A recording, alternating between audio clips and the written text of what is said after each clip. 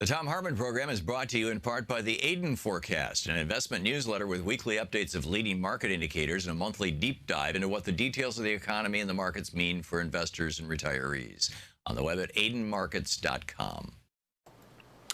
The Thom Hartmann Program is brought to you in part by XChair, the XChair chair, office chair. XChairTom.com is the website, XChairTHOM.com. Hartmann Program is brought to you in part by Super Beets. Super Beets are sourced from non-GMO beets, and they're packed with dietary nitrates, helping to produce nitric oxide for more energy, stamina, and support for healthy blood pressure levels naturally. For more information, call 800-223-8242 or visit tomsbeets.com.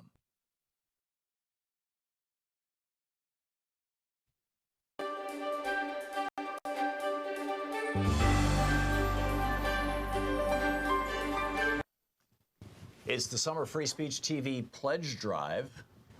This Thursday and Friday of this week are the kickoff for it. These are the first 2 days, and then next week, and hopefully we can do this in just a couple of weeks, and we can make this thing happen and make it work and keep this network going and on the air. Free Speech TV, as you know, is not supported by billionaires or big corporations. It's one of the reasons that we can actually tell you what's going on in the world. We can actually talk about net neutrality, because Comcast doesn't say to us, like apparently they say to MSNBC and NBC, whether they say it or not, it's implicit. Really rather you didn't discuss net neutrality, for example, or CNN and Time Warner and AT&T saying, well, let's have a news report about corporate consolidation. That's not happening. We can talk about that here because we're not owned by these giant corporations. The upside of that is that we can have an honest conversation about the real issues facing America. The downside is that we don't have a multi-billion-dollar corporation funding our operation. The entire television network of Free Speech TV runs on a an annual budget of a little over $3 million a year. It's literally the little engine that could.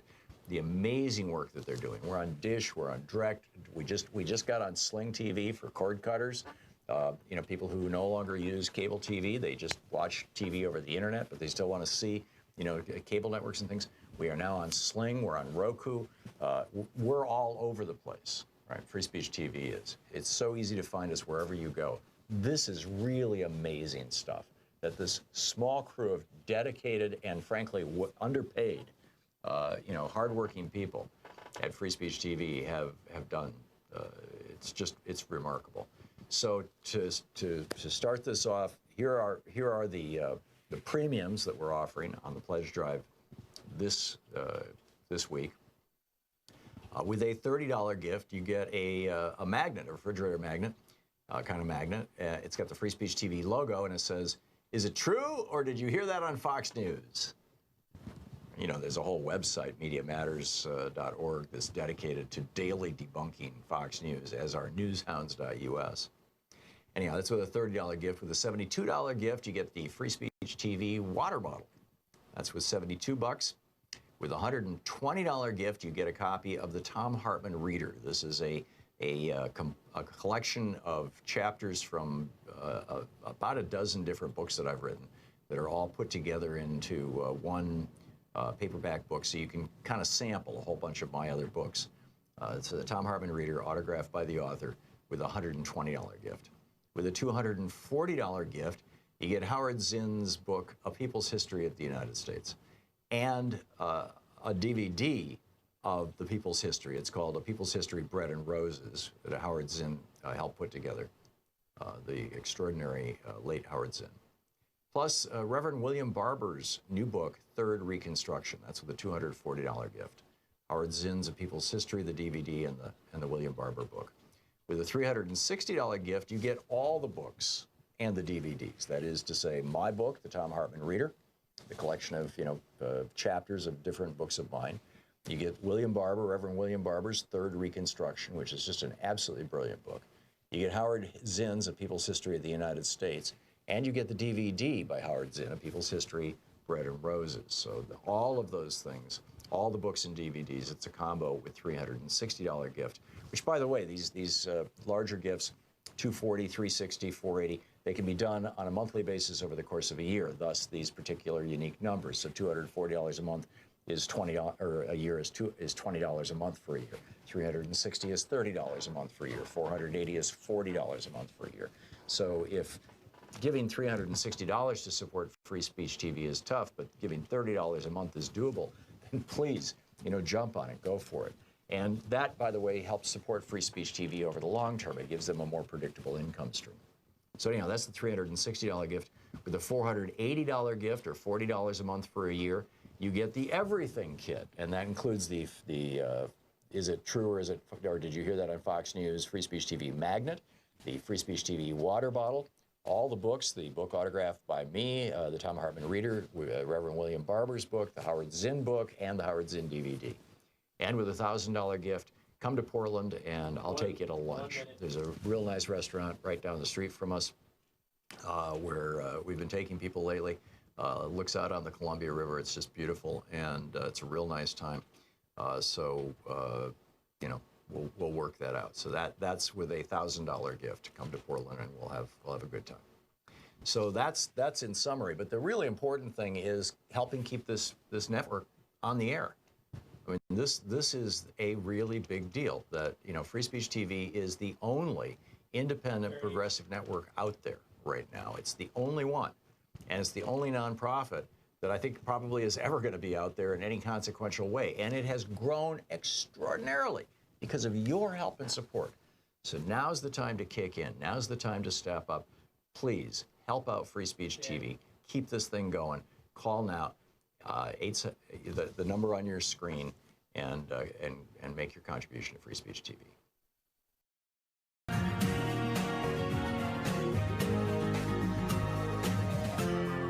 This is the Thom Hartmann Program. Greetings, my friends, patriots, lovers of democracy, truth, and justice, believers in peace, freedom, and the American way. We're going to kick off the day today, our first hour of the program today, with Congressman Mark Pocan, and it will be Middays with Mark Thursday edition. Wednesday didn't work out, so here we are today. And then a little later on in the program, Dr. Richard Wolff is going to be with us. We're going to get Lamar Waldron on. We were unable to get him on yesterday to do a deep dive into Bobby Kennedy's life and times. And Mike Papantonio, America's Lawyer, is going to drop by and say hi. But for our first hour, the lines are open for your calls for Congressman Mark Pocan. He is the co-chair of the Congressional Progressive Caucus, represents the 2nd District of Wisconsin. His website, pocan.house.gov. You can tweet him at Rep. Mark Pocan. And Congressman, welcome back. Oh, and by the way, our number is 202-808-9925. Congressman, welcome back. Hey, thanks, Tom. And my apologies to listeners. I know we usually try to do this on Wednesdays. I serve on the Appropriations Committee through the end of June. We're kind of still in appropriation season for May and June. It's made the calendar, I know, a little erratic, but I appreciate everyone's patience. No, it's all fine, and people are, it's fine with us and, our callers and everything. So I understand that you guys are just 2 votes short of this discharge petition, which is fancy congressional speak for the members of the House of Representatives saying to Paul Ryan, tough luck, Paul. You can try to block the vote, but we're going to force the vote on DACA, on the Dreamers. Do I have this right? Yeah. So, just to kind of quickly recap everything, we have the president broke the DACA program as a way to try to get money for the wall. Luckily, the courts have intervened, but we still are in limbo because there are up to 1 million people, and probably even over 1 million if you count the people who are eligible but haven't signed up for DACA, who could be deported at any time. So 50 Republicans have either signed letters or legislation that would fix DACA, along with every single Democrat.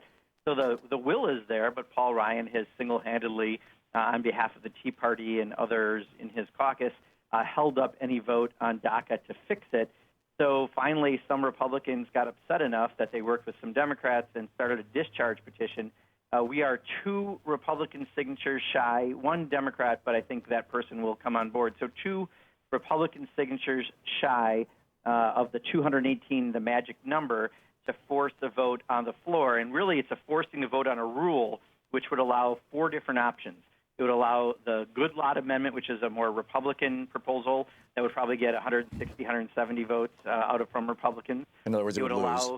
Which will lose. It will then allow the Lucille Roybal Allard proposal, which is the Big Dream Act, which will probably get Democratic votes and lose.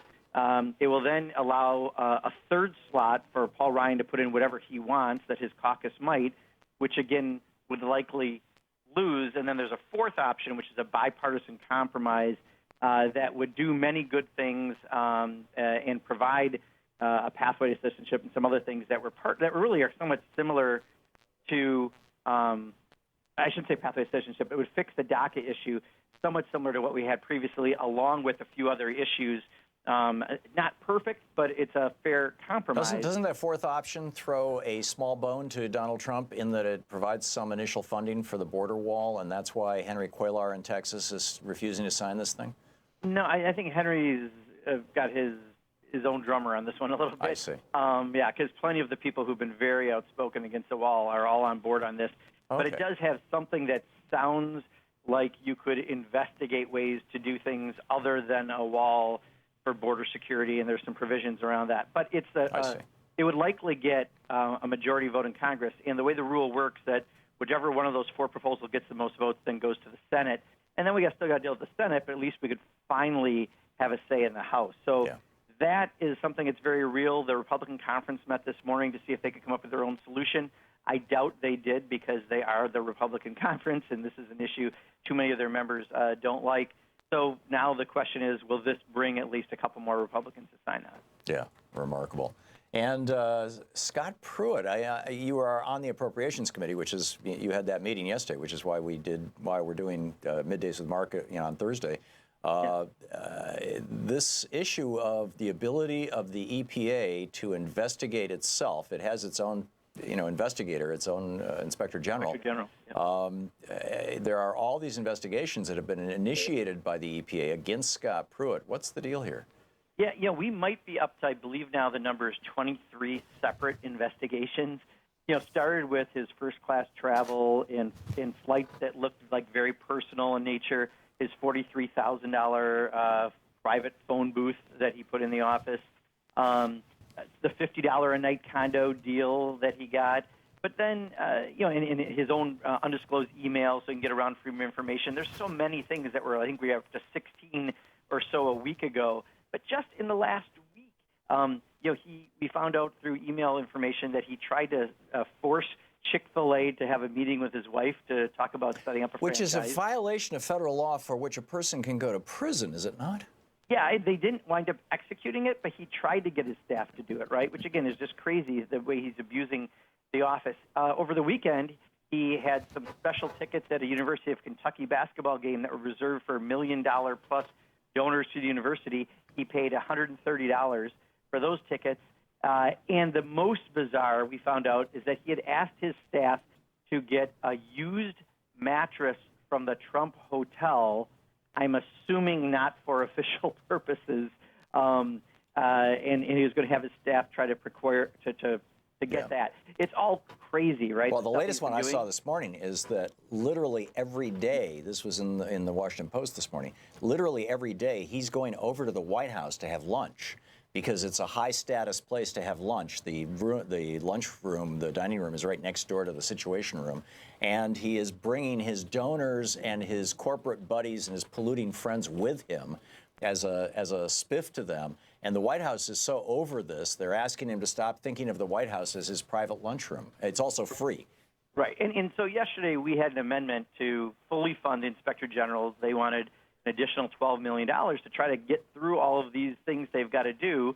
Republicans did not agree, but our point was it's a little bit hard to drain the swamp when the drain is clogged with first-class ticket stubs, fancy phone booths, and used mattresses from the Trump Hotel. Yeah. And so what's interesting is the Republicans are still sticking by a very, very flawed chief of the EPA. Yeah, and what's really unfortunate in my mind is that most of the coverage of Pruitt is the things that you and I just talked about, rather than the fact that more children are going to get cancer and die, more adults are going to get cancer, emphysema, diseases like this and die, as a result of things he's already done. More people are going to die in the workplace and get sickened in the workplace. More people are, just right across the board, the health and welfare of the people of the United States is taking a huge hit. That's not even mentioning the carbon dioxide and global warming stuff. Yeah, clean air and clean water are very universal, and unfortunately, he's doing a lot of damage in that area. Yeah, it is truly astonishing. We're going to take a real quick break here, and then we'll be back. We've got a full board of calls here from all over the country: Illinois, Maine, Virginia, Texas, California, New York, Michigan, and Florida so far. And that's all the lines we have. And so we'll be back with your calls for Congressman Mark Pocan, the co-chair of the Congressional Progressive Caucus, the representative from the state of Wisconsin. His website, pocan.house.gov. You can tweet him at Rep Mark Pocan. This is the Thom Hartmann Program. We'll be right back with your calls for Congressman Mark Pocan.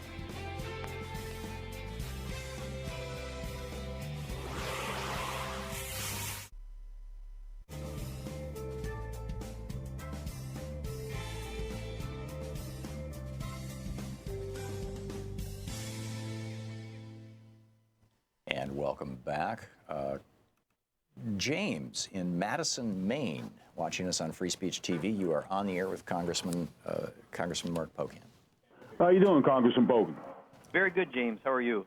Oh, fine. I'm calling you. I had bombardments of questions to ask you, but I know we're limited on time. So the main one I'm going to ask is, what is the legal rights as a federal employee of the United States government to be able to have the right to go in and inspect, a facility that works for the United States government, as per se what happened to Senator Jeff Merkley, when he wanted to go in and inspect the children and the way they were being taken care of at the facility, and he was denied.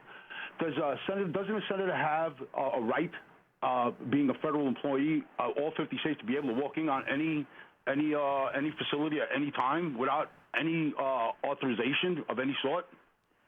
Well, James, I think you bring up a really great Great point. This has been something that I would argue also on the international front. We give an awful lot of money to Israel, and a number of us 2 years ago now, I believe it was, tried to get into Gaza and were denied by the Israeli government. And we're like, hey, we are very close to you as an ally. We give you a lot of money. We want access, and we've been pushing again, especially with what's happening in Gaza, trying to get in.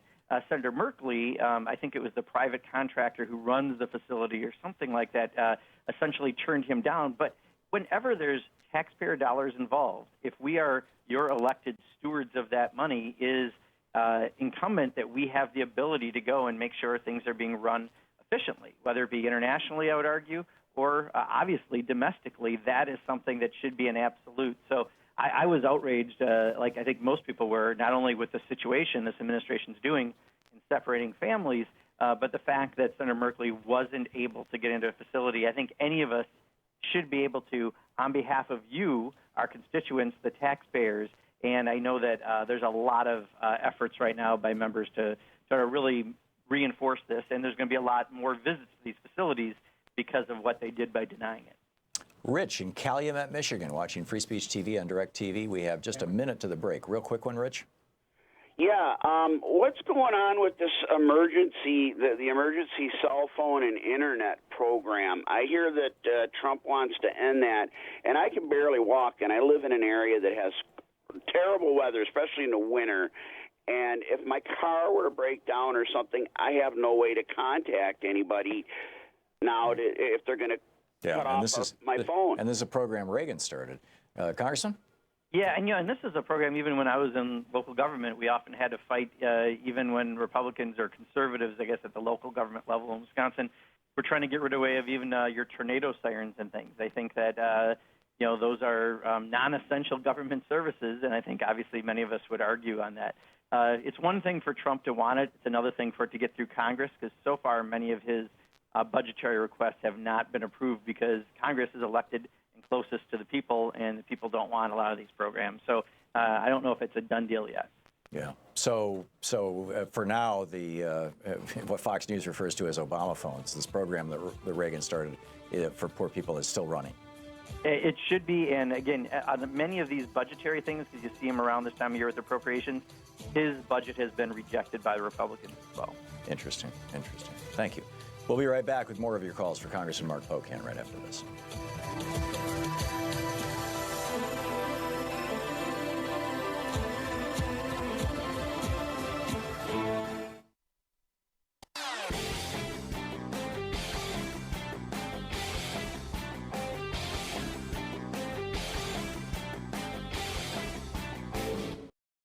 The Thom Hartmann Program is brought to you in part by the Aiden Forecast, an investment newsletter with weekly updates of leading market indicators and a monthly deep dive into what the details of the economy and the markets mean for investors and retirees. On the web at aidenmarkets.com. The Thom Hartmann Program is brought to you in part by X-Chair, the X-Chair office chair. xchairthom.com is the website, xchairthom.com. Hartmann Program is brought to you in part by Super Beets. Super Beets are sourced from non-GMO beets, and they're packed with dietary nitrates, helping to produce nitric oxide for more energy, stamina, and support for healthy blood pressure levels naturally. For more information, call 800-223-8242 or visit tomsbeets.com.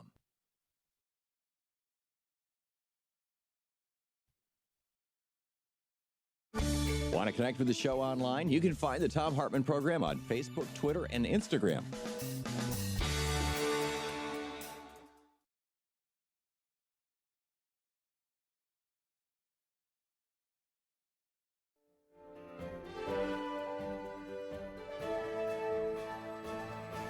And with us for the hour, Middays with Mark, Thursday edition, and Brad in Elk Grove Village, Illinois. You are on the air with Congressman Pocan. Hi, Congressman Pocan. My question deals with, do you think Scott Pruitt is on a mission to destroy the EPA and render it inoperable by doing all of these illegal, semi-illegal, unprofessional things so that the EPA is, I don't know, legislated out of existence. It just seems to me like, if you have so many investigations, then you throw up your hands and say, we can't do this job because, we're doing all of these investigations. Brad, I wish that he were clever enough to have some master strategy to that what he's really doing is trying to destroy the EPA from his what appear to be inept actions. Unfortunately, I think they're just inept actions, and that he is someone who is governing with an arrogance that we don't normally see on such a regular basis. Him just trying to explain why he thought it was okay for his staff to try to enforce a contact between the Chick-fil-A people and his wife was that he just loves Chick-fil-A.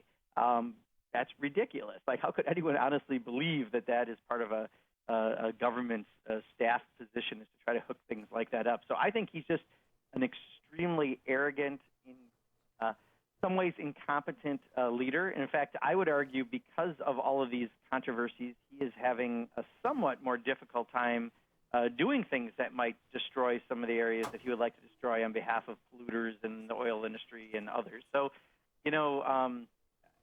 I just personally, I feel like this guy is on his final days, or maybe months is a better way of putting it, because you can't screw up this often and at some point not get a reaction. And I was watching Republican members as I did my amendment going through all of his scandals, and you look at their faces and they know that this is embarrassing as well. Yeah, and perhaps even criminal. Kathy in Purcellville, Virginia, you're on the air with Congressman Mark Pocan.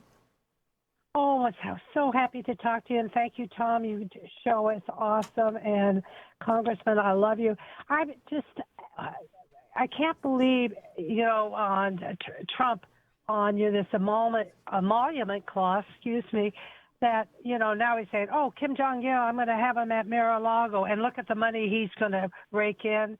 The Secret Service have to pay for the golf carts. When does this stop? I mean, I hear you. So I think the frustration we all have is we see many things that he's doing that are certainly unique to anyone who's had the office of presidency, and we think in many cases, like the emoluments clause, are illegal. The problem is this is a Congress that has been almost exclusively complicit with his actions. I mean, the fact that Paul Ryan this week said Trey Gowdy was right when he said it wasn't putting spies into his campaign from the FBI, that's a normal occurrence, was one of those rare, twice a day a broken clock is correct moments when Paul Ryan stood up and did the right thing rather than simply letting Trump be Trump, which has been really dangerous. So, on the emoluments clause, there's so many things. Mar-a-Lago alone, most of the things they've been doing enrich the people who are members of Mar-a-Lago. I think this White House, I actually think he was surprised when he got elected. I don't think he planned on getting elected. And now he's doing everything he can to enrich himself and his family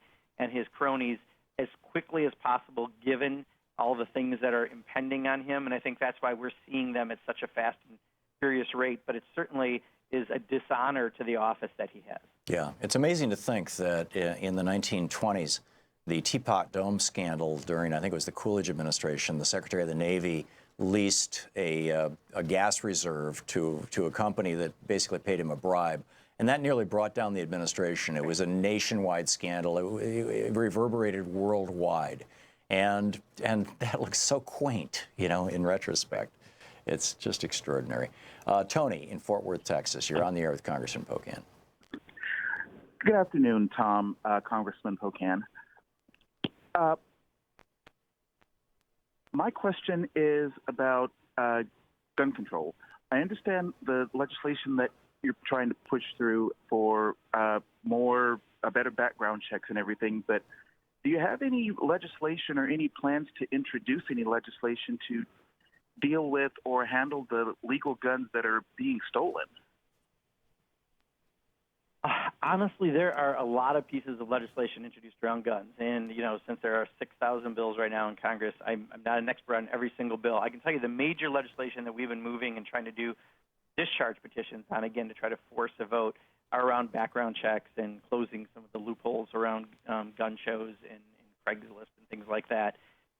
Certainly, we've also been talking about, a number of other measures, including some of us have been very aggressive on, bans on assault weapons and other things. I could guess there may be some legislation out there. I just don't know offhand because there are a lot of pieces.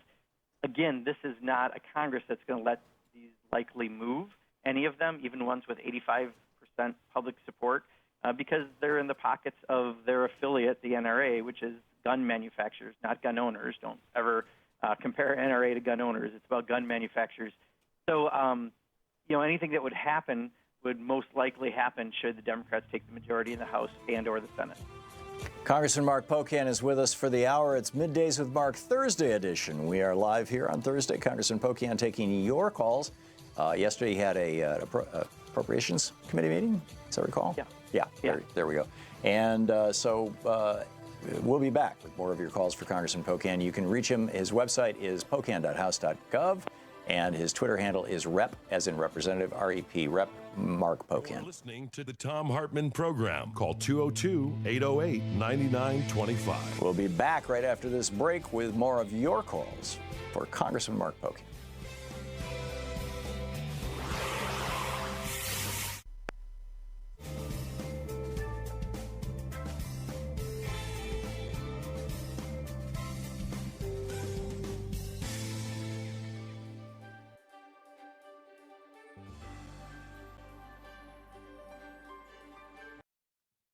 It's the Summer Free Speech TV Pledge Drive. This Thursday and Friday of this week are the kickoff for it. These are the first 2 days. And then, next week, and hopefully we can do this in just a couple of weeks, and we can make this thing happen and make it work and keep this network going and on the air. Free Speech TV, as you know, is not supported by billionaires or big corporations. It's one of the reasons that we can actually tell you what's going on in the world. We can actually talk about net neutrality, because Comcast doesn't say to us, like apparently they say to MSNBC and NBC, whether they say it or not, it's implicit. Really rather you didn't discuss net neutrality, for example, or CNN and Time Warner and AT&T saying, well, let's have a news report about corporate consolidation. That's not happening. We can talk about that here because we're not owned by these giant corporations. The upside of that is that, we can have an honest conversation about the real issues facing America. The downside is that we don't have a, multi-billion-dollar corporation funding our operation. The entire television network of Free Speech TV runs on an annual budget of a little over $3 million a year. It's literally the little engine that could. The amazing work that they're doing. We're on Dish, we're on Direct. We just got on Sling TV for cord cutters. People who no longer use cable TV, they just watch TV over the internet, but they still want to see, cable networks and things. We are now on Sling, we're on Roku. We're all over the place, right? Free Speech TV is. It's so easy to find us wherever you go. This is really amazing stuff that this small crew of dedicated and frankly underpaid, hardworking people at Free Speech TV have done. It's remarkable. So to start this off, here are the premiums that we're offering on the pledge drive this week. With a $30 gift, you get a magnet, a refrigerator magnet. Kind of magnet. It's got the Free Speech TV logo, and it says, "Is it true, or did you hear that on Fox News?" There's a whole website, MediaMatters.org, that's dedicated to daily debunking Fox News, as are newshounds.us. Anyhow, that's with a $30 gift. With a $72 gift, you get the Free Speech TV water bottle. That's with $72.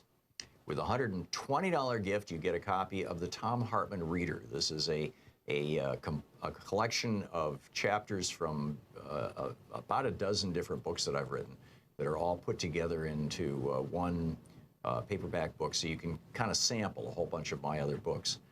It's the Thom Hartmann Reader, autographed by the author, with a $120 gift. With a $240 gift, You get Howard Zinn's book, A People's History of the United States, and a DVD of the People's History. It's called A People's History, Bread and Roses, that Howard Zinn helped put together, the extraordinary late Howard Zinn. Plus, Reverend William Barber's new book, Third Reconstruction. That's with a $240 gift. Howard Zinn's A People's History, the DVD, and the William Barber book. With a $360 gift, you get all the books and the DVDs. That is to say, my book, The Thom Hartmann Reader, the collection of chapters of different books of mine. You get William Barber, Reverend William Barber's Third Reconstruction, which is just an absolutely brilliant book. You get Howard Zinn's A People's History of the United States, and you get the DVD by Howard Zinn, A People's History, Bread and Roses. So all of those things, all the books and DVDs, it's a combo with $360 gift, which, by the way, these larger gifts, $240, $360, $480, they can be done on a monthly basis over the course of a year, thus these particular unique numbers. So $240 a month is $20, or a year is $20 a month for a year. $360 is $30 a month for a year. $480 is $40 a month for a year. So if giving $360 to support Free Speech TV is tough, but giving $30 a month is doable, then please, jump on it, go for it. And that, by the way, helps support Free Speech TV over the long term. It gives them a more predictable income stream. So anyhow, that's the $360 gift. With a $480 gift, or $40 a month for a year, you get the Everything Kit, and that includes the Is It True or Did You Hear That on Fox News Free Speech TV magnet, the Free Speech TV water bottle, all the books, the book autographed by me, the Thom Hartmann Reader, Reverend William Barber's book, the Howard Zinn book, and the Howard Zinn DVD. And with a $1,000 gift, come to Portland and I'll take you to lunch. There's a real nice restaurant right down the street from us where we've been taking people lately. Looks out on the Columbia River. It's just beautiful, and it's a real nice time. We'll work that out. So that's with a $1,000 gift. Come to Portland, and we'll have a good time. So that's in summary. But the really important thing is helping keep this network on the air. I mean, this is a really big deal. That Free Speech TV is the only independent progressive network out there right now. It's the only one, and it's the only nonprofit that I think probably is ever going to be out there in any consequential way. And it has grown extraordinarily because of your help and support. So now's the time to kick in. Now's the time to step up.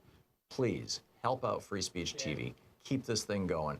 Call now, the number on your screen, and make your contribution to Free Speech TV.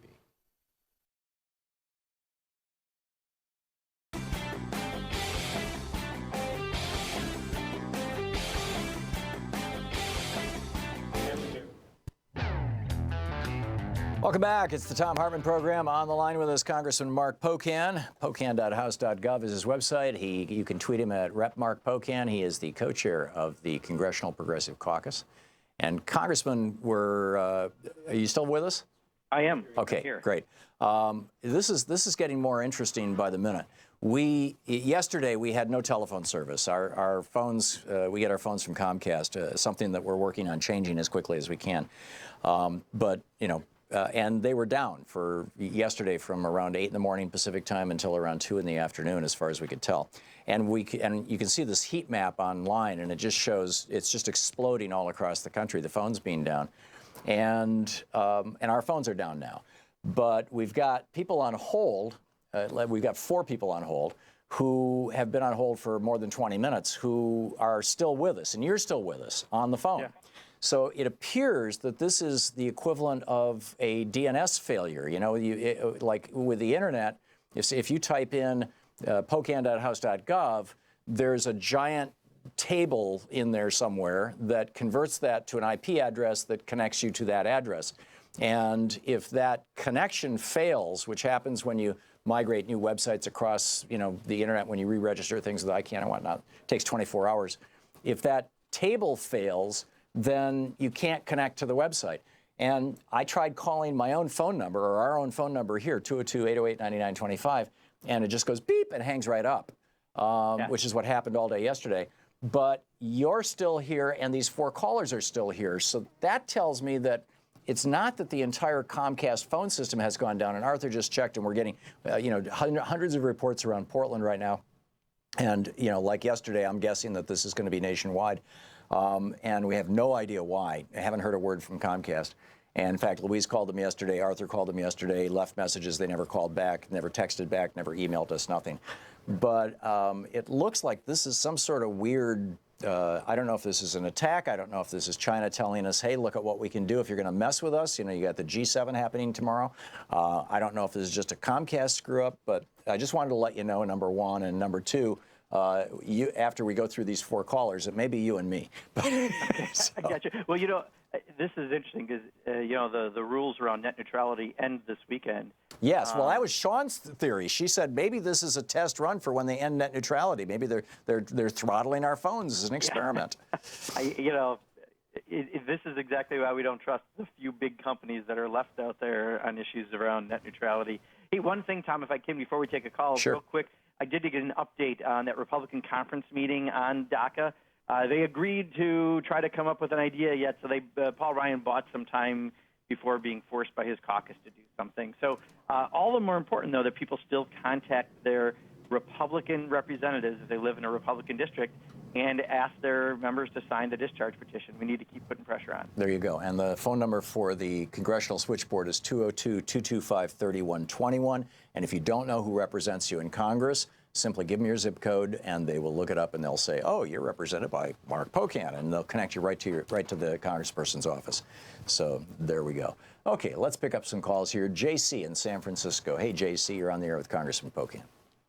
Good morning, Tom. Thanks for taking my call, and good morning, Congressman. I'm calling about a personal issue of my own that I imagine a lot of people who are on Social Security and Social Security disability, like I am now, have an issue with, and that is every month I have to make sure my account doesn't go over $2,000, and I just started doing this, and it turns out I've talked to a lot of people that all have the same issue, and apparently this is an old cap, and there's no adjustment to it. And $2,500 gets me a studio maybe, and $3,500 gets me a 1-bedroom in this city without cockroaches. And it just seems a total anachronism that there's a $2,000 cap on your account every month. Do you mean you cannot take more than $2,000 a month in Social Security income?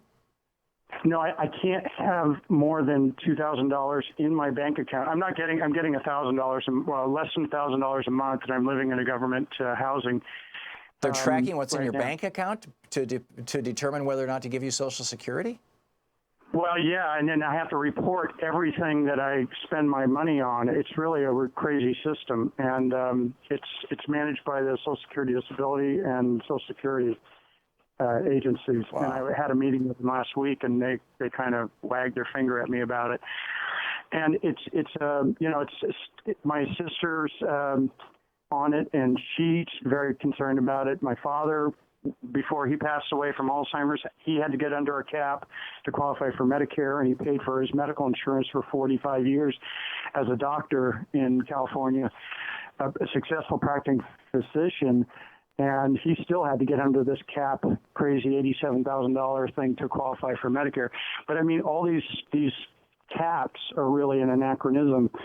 And I'm just wondering, last year fall, I called you to lament the lack of Democratic branding and messaging by the DNC. And after that call last November, I've noticed a lot of callers have said the same thing in the last 6 months, especially on Tom's program. So I'm grateful for that. But this is my personal issue today, and I'm sure there's other people that have the same issue. And do you have any idea about that? Yeah, JC, no, thanks for raising the issue. And, you bring up a really valid point. There are parts of the country, San Francisco, New York, Washington, D.C., others, where it's very, very expensive to live. And as you said, a studio is $2,500. That cap maybe doesn't work in all places in the same way. I think it's specifically around Social Security disability. But thanks for raising it. Let me look into it because if it hasn't been adjusted for a while, certainly it doesn't make sense in all parts of the country. Tom, if I can just address the second point, because it does often come up on your show about Democratic messaging and branding and what we're going to be saying for 2018. We had a meeting yesterday, and I can't say that there's a final product yet, but it was a very, very interesting conversation with our elected in the caucus communications folks. And there was some real consensus around, instead of having a litany of policies and bills like Democrats, I think, like to talk about too often, it really centered around the conversation you and I have had, Tom, about values, and that maybe we go out and talk about a greater value system, given how dysfunctional the Republicans and Donald Trump are, and how people feel that this country isn't the same as pre-Trump, that might be a better set of messaging than that litany of bills. And I'll tell you, there was real consensus. The Progressive Caucus met with our communications folks, and this came out of it. So I am more enthusiastic than ever that if this is the direction they go, we have some real winning ways of talking about things going into 2018. And I think what was helpful is so many people on your show and across the country who said, better deal, is that really not real sexy, and you're going to give me 100 million issues, which we often do as Democrats.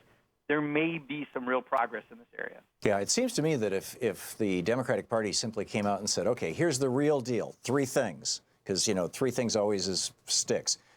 Strengthen Medicare, Social Security, and Medicaid. Strengthen those programs and make them survive forever, number 1. Number 2, free education for everybody. And I'm sorry, not just strengthen, Medicare for all. Let me start over again. 3 things. Medicare for all, free education for everybody, and I'm having a Rick Perry moment here. What was my 3rd one? Well, what would you suggest? Well, I think one of the things that we kind of came out of, and this is what I was optimistic around, was rather than, because everyone, fortunately, as you can imagine in Congress, has their pet issues that they work on, and then they want them included, and then we have 16 issues again, right? Right. That maybe it's the idea that, look, America has taken a lot of damage under Donald Trump. We've lost a lot of our stature internationally, and people need to be able to thrive, not just survive, and people aren't thriving right now. We need to get back to an America that helps people. Something more general. Well, yeah, that was my 3rd one, was, union labor rights, raise the minimum wage and allow unionization. And that way people can talk about whatever best relates to their district on those sets of issues that Democrats stand for. But let's maybe have a more broad, general value statement that people can connect and relate to that might be more powerful. So I was very optimistic leaving yesterday's meeting. So it would be more like Franklin Roosevelt. Everybody should have the right to health care. Healthcare should be a right. Everybody should have the right to education. Education should be a right. And everybody should have the right to what FDR referred to as a remunerative job, what Teddy Roosevelt with the Square deal called a job that can provide for the basic necessities of life. Yeah, it definitely, I think, more at that level. And I personally, I think about 6 of us or 7 of us made comments during the meeting, and we all were on the exact same page. And trust me, even though we're all progressives, we're often not on the same page because we've got certain priority issues we work on. Sure. I found it to be a real interesting moment for where we're moving. Yeah, fascinating. Ron in Wilsonville, Oregon. Hey, Ron, thanks for watching us. You're on the air with Congressman Mark Pocan. Good morning, Tom. And Congressman Pocan, I'd want to thank you for all of your insights that I've listened to over the last year. Thank you, Ron. But today I wanted to talk about the new executive order that President Trump signed yesterday about the VA health care choice that we're going to be given. I'm a disabled vet, and I've been getting my health care from the VA for much of the last 50 years. And I have not had any problems with the VA. I've always gotten the absolute best care and have no complaints. Now, that doesn't mean that I haven't had to wait at times. I started going to the VA hospital in Portland when I moved here about 25 years ago. And they had an outpatient clinic on Barber Boulevard that they closed around 96 or 97. They opened a new clinic up on the hill at the VA hospital. It was very nice, had a huge waiting room. And I would go there, and there might be a dozen guys. This room would probably hold 100 people. There might be a dozen guys sitting in. Ron, we're creeping up on a break here. Can you get to your question? Well, it's not a question. It's just a statement. I'm wanting to remind all of the veterans that the underlying current to this choice is that they are going to insidiously defund the VA and destroy our health care. And so we need to make the choice to get the best health care we can and that is from the VA. Yeah, this is what Trump signed yesterday, which was not funded. Congressman? Yeah, so what Ron's saying is something that, we've been trying to say in Congress for a while, which is, don't throw away a VA system that in general works extremely well. The VA, for example, in Madison, Wisconsin, is one of the premier facilities that even does transplants and everything. We only, for the most part, get compliments on everything that happens there. But there have been problems. Down in Arizona, they had a pretty screwed up management at the VA. In Toma, Wisconsin, we had a problem a few years back about overprescription of opioids. Fix the problems. In some cases, the problems are they don't have enough staff to do what they need to do, rather than taking money outside the system for so-called veterans' choice. It sounds nice, but when you start putting money into the private healthcare system, you're weakening the system that currently provides healthcare in a very strong way to veterans. And what we don't want to happen is that we wind up ruining a system that is extremely popular, almost universally by veterans. We need to strengthen that promise we've made to people who've served our country through that system, and not let them creep towards privatization, which is really a very separate goal, what they're working towards. It has nothing to do with health care for veterans. It's all about making profits off privatization. Yeah, amen. And that was Trump's photo op yesterday with some veterans. I mean, it's so sad to see his abuse and misuse of our veterans and the flag and all these symbols, when he can't even sing the God Bless America. Anyhow, Congressman Mark Pocan is here taking your calls. Dave in Buffalo, New York, you are up after the break in 4 minutes, listening on Sirius XM. The last caller who has survived. You're listening to Thom Hartmann. Visit ThomHartmann.com for audio and video archives. We'll be back with more with Congressman Mark Pocan right after this.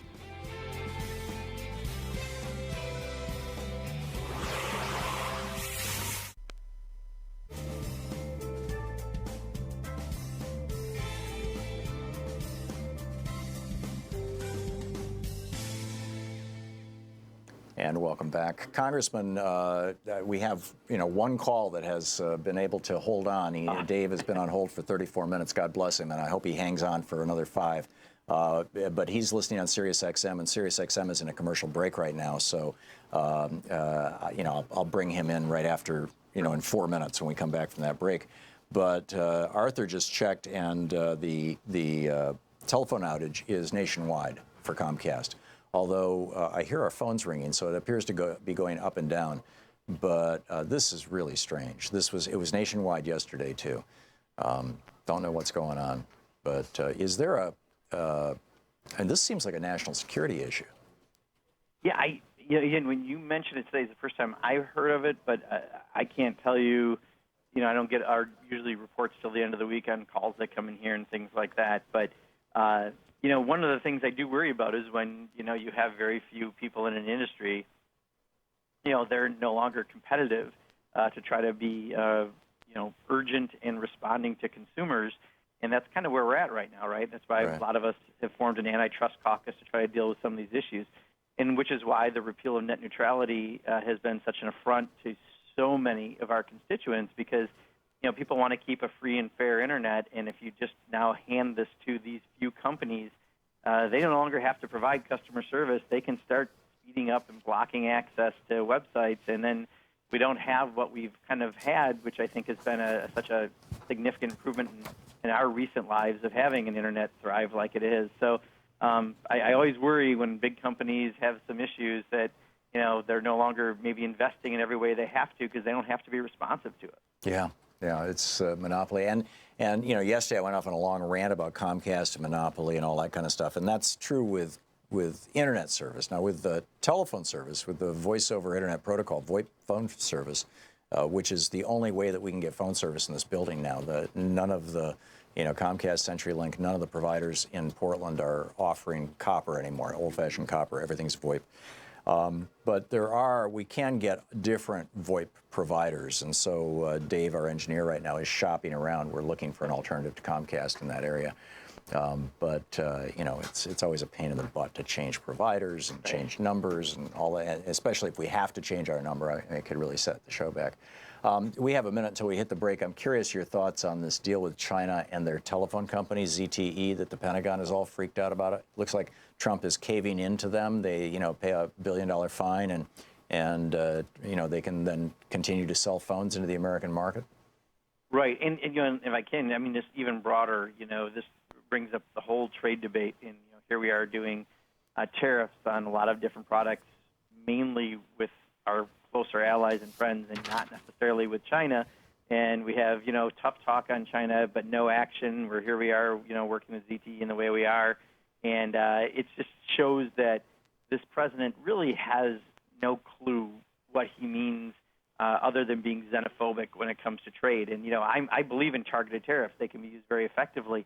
What this president's doing is not very effective because there's no plan, and he's just throwing things out. Now people are going to throw things back out on us, and at the end of the day, it could be really disastrous. So, whether it be the specific issue with China or other things, this guy does not understand what he's doing in international economics. Yeah, it's very unfortunate. Congressman Mark Pocan is with us taking your calls. It's Middays with Mark Thursday edition, and Dave in Buffalo is up next. Stick around, Dave. and Congressman Pocan and I will have some conversations. We'll be right back.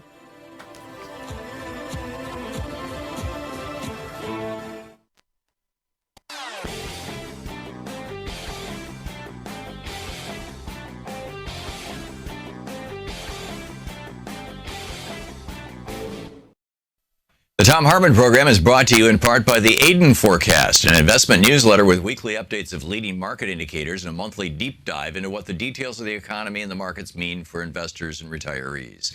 On the web at aidenmarkets.com. The Thom Hartmann Program is brought to you in part by X-Chair, the X-Chair office chair. xchairthom.com is the website, xchairthom.com. Hartmann Program is brought to you in part by Super Beets. Super Beets are sourced from non-GMO beets, and they're packed with dietary nitrates, helping to produce nitric oxide for more energy, stamina, and support for healthy blood pressure levels naturally. For more information, call 800-223-8242 or visit tomsbeets.com.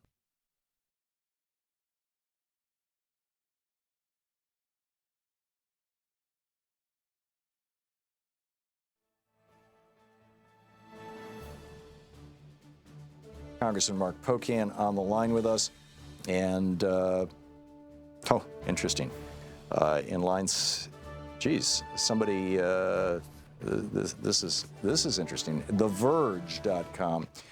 The headline: a nationwide Comcast landline outage is affecting thousands of businesses, and even 9/11 calls. This by Nick Stat. The heat map is showing that almost the entire Northeast has lost Comcast business telephone service. The southern part of Florida, the whole Miami area, right up to central Florida, central and northern California, and virtually the entire Pacific Northwest. And then he quotes a tweet of mine from yesterday. Fascinating stuff. So my apologies if you're trying to call in. You will not be able to get through at the moment. Although keep trying, because you never know when this thing resolves itself. Dave, in Buffalo, New York, listening to us on Sirius XM. Dave, you are on the air with Congressman Mark Pocan. Congressman Tom, thank you very much. The American dream is over. We have moved to American survival, and it's unfortunate for all of us. My question to you, Mark, is this. Terrorists funded our government for the first 100 years, and then terrorists gave us the largest and strongest middle class in history in American or in any civilization. And my question to you is, currently our tariffs are between 0 and 2 or 3%. Would you be, or the progressive wing, be in agreement with raising tariffs to 25 to 30% across the board? Would you be in favor of that? And if so, why? And if not, why not? Thank you very much for your time, and peace and love to everyone. Thank you, Dave. Thank you, Dave. Hey, first of all, I think what you said about how we're kind of on survival now. I think it is something that we talked about yesterday in the caucus about how we need to make sure the country can thrive and not just survive. And I think there really is a theme to that, right? I mean, the average person hasn't really seen their paycheck grow while the wealthiest have, and the stock market's up, but real people are still struggling. And I think you're really on to part of the big message that we hopefully will be talking about in November. On tariffs, let me answer it this way, and I don't mean to evade your question because I haven't really put a lot of thought. I'm not sure if just automatically going to big tariffs is the answer. I support targeted tariffs, and I think, as you said, tariffs go into the general fund. They help us, and they help us keep competitive enough so we can keep jobs here and other things that are very important. The problem we have right now is Donald Trump, while he says good things on the surface about trade, and I'll say why he won Wisconsin, Michigan, and probably Pennsylvania, was because he was pretty on his message on trade, that we're losing jobs overseas and he was going to do something about it. The problem is he didn't really mean it.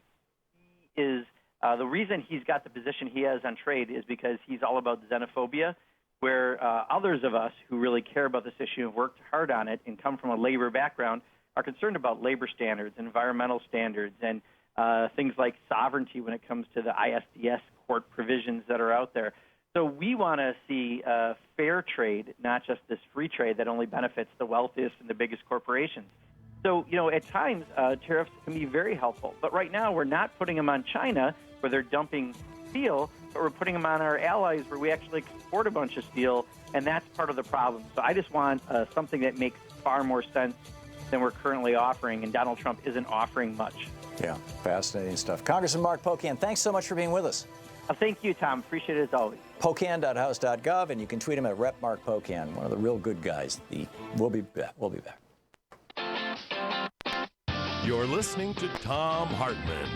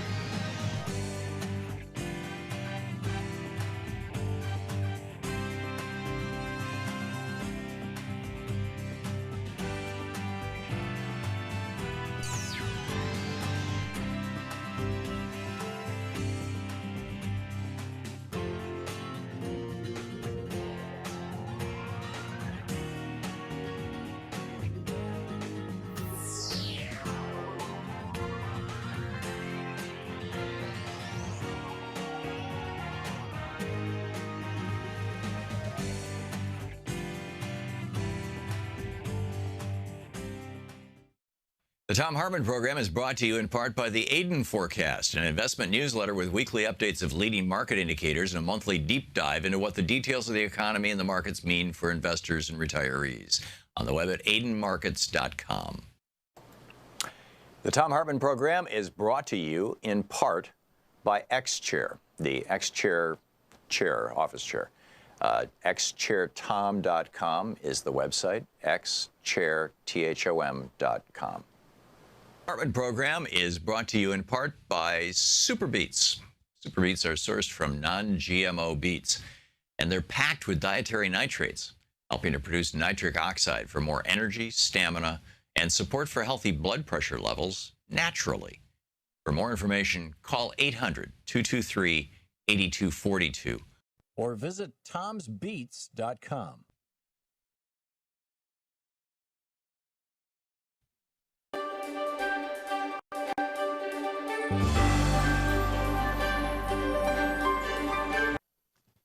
It's the Summer Free Speech TV Pledge Drive.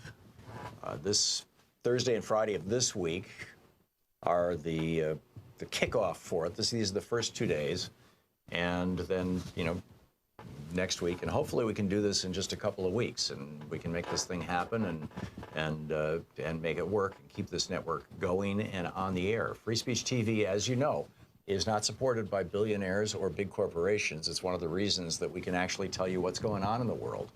We can actually talk about net neutrality, because Comcast doesn't say to us, like apparently they say to MSNBC and NBC, whether they say it or not, it's implicit.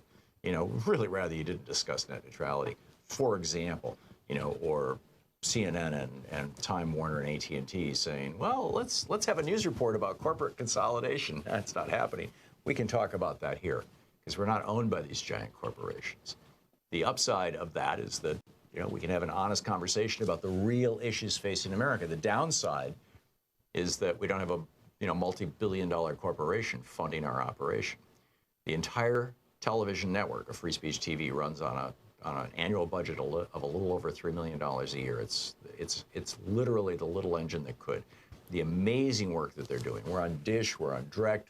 We just got on Sling TV for cord cutters. People who no longer use cable TV, they just watch TV over the internet, but they still want to see, cable networks and things. We are now on Sling, we're on Roku. We're all over the place, right? Free Speech TV is. It's so easy to find us wherever you go. This is really amazing stuff that this small crew of dedicated and frankly underpaid, hardworking people at Free Speech TV have done. It's remarkable.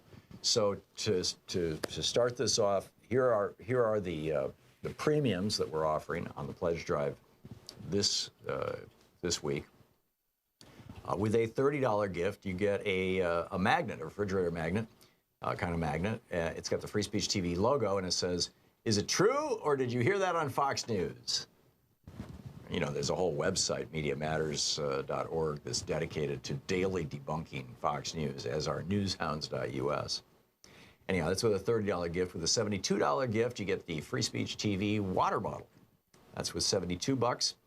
With a $120 gift, you get a copy of the Thom Hartmann Reader. This is a collection of chapters from about a dozen different books that I've written that are all put together into one paperback book, so you can kind of sample a whole bunch of my other books.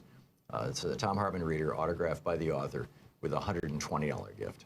With a $240 gift, you get Howard Zinn's book, A People's History of the United States, and a DVD of the People's History. It's called A People's History, Bread and Roses, that Howard Zinn helped put together, the extraordinary late Howard Zinn. Plus, Reverend William Barber's new book, Third Reconstruction. That's with a $240 gift. Howard Zinn's A People's History, the DVD, and the William Barber book. With a $360 gift, you get all the books and the DVDs. That is to say, my book, the Thom Hartmann Reader, the collection of chapters of different books of mine. You get Reverend William Barber's Third Reconstruction, which is just an absolutely brilliant book. You get Howard Zinn's A People's History of the United States, and you get the DVD by Howard Zinn, A People's History, Bread and Roses. So all of those things, all the books and DVDs, it's a combo with $360 gift, which, by the way, these larger gifts, $240, $360, $480, they can be done on a monthly basis over the course of a year, thus these particular unique numbers. So $240 a month is $20, or a year is $20 a month for a year. $360 is $30 a month for a year. $480 is $40 a month for a year. So if giving $360 to support Free Speech TV is tough, but giving $30 a month is doable, then please, jump on it, go for it. And that, by the way, helps support Free Speech TV over the long term. It gives them a more predictable income stream.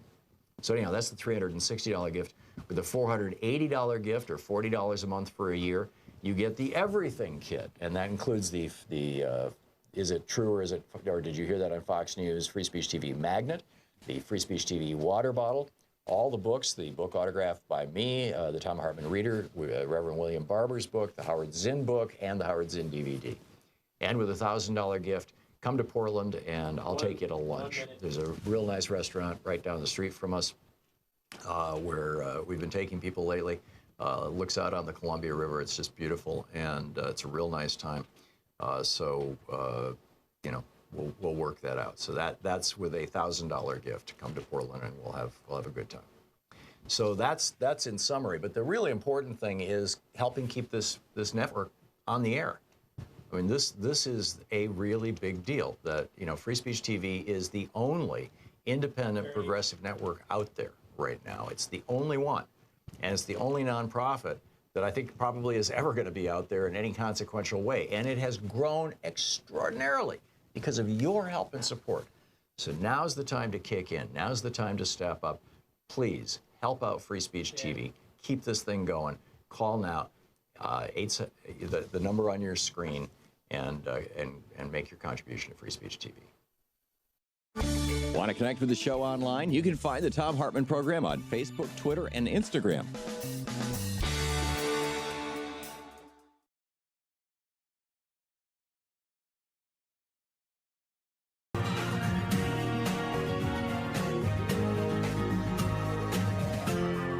This is the Thom Hartmann Program. Welcome back. On the line with us is Professor Richard Wolff, the economist, co-founder of Democracy at Work, the author most recently of Capitalism's Crisis Deepens, Essays on the Global Economic Meltdown. His website, democracyatwork.info, and rdwolf with 2fs.com. And you can tweet him at Prof. Wolff, PROFWOLFF. And Professor Wolff, welcome back to the program. Thank you, Tom. Glad to be here. It's great to have you with us. And my apologies to our listeners. The audio is a little unusual because we've lost our phone service. Comcast is down, looks like pretty much all across the country for their business phone service. And so we're using Skype. But I can hear you just fine, and it sounds good. So let's get into it. There's a whole lot of stuff in the news that I'd love to talk with you about. The first is you've got the G7 coming up tomorrow, and Trump plans to be a gigantic, pain in the butt at the G7. That's kind of the headline over Daily Kos. But I wanted to using that as kind of a news hook, ask you this much larger question, which is how did the modern world trade system come about? What role do all these various G's play with it? And what sort of economics does it represent, and what do you think is its future? And I think that's a big enough question. We can chew on that for quite a while. Yeah, I think so. I think the best way to describe it is to actually go back to the 1920s, again the 1930s, the time just before, because the world was reacting to World War I and the enormous displacements of that war, which to remember, 1914 to 1918, and then the Great Depression. And those two events, the aftermath of the war with all the dislocation, and then a few years later, the even greater dislocation of the Great Depression, led the different capitalist countries, the United States, Canada, in the Western Hemisphere, and all the European countries led by Britain, France, Germany, Italy, and so on led them to try to solve the problems of their own capitalist economic systems by manipulating their relationships with one another. They had difficulty as leaders there sticking it to their own people and to their own business communities. So the scapegoat, the easy way to deal with your domestic problems was by trying to manipulate your exports and imports, the flows of money in and out of your country. That had two nice effects. Number one, it might be a little bit of a help. It wasn't never that much. But more important, it showed your people that you were caring for them, that you were defending them, and that you were kicking a foreigner, which is always easier to do than someone at home.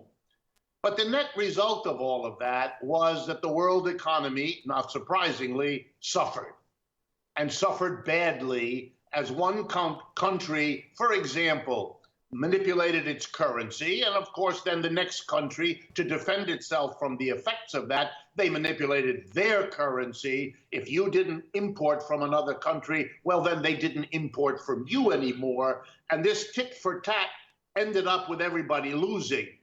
And the end result was, and this is the key point, that smart people across the world, in one capitalist country after another, understood that there ought to be some way that the different capitalist countries wouldn't try to solve their own difficulties by beating up on one another, because in the ebb and flow of retaliation, everybody would lose. The League of Nations had that as part of its objectives in the early part of the 20th century. The United Nations afterwards, ditto the World Trade Organization. These were all ways to try to get this job done. When that didn't work all that well, the richest countries, the G7, the G11, the G20, depending how wide you cast your net, these were new developments in which the very richest countries would get their presidents, prime ministers, finance ministers together periodically in the hope that they could come up with some coordinated way to deal with the country's problems that didn't have them whacking one another in a kind of a dead-end game at the end of which everybody loses.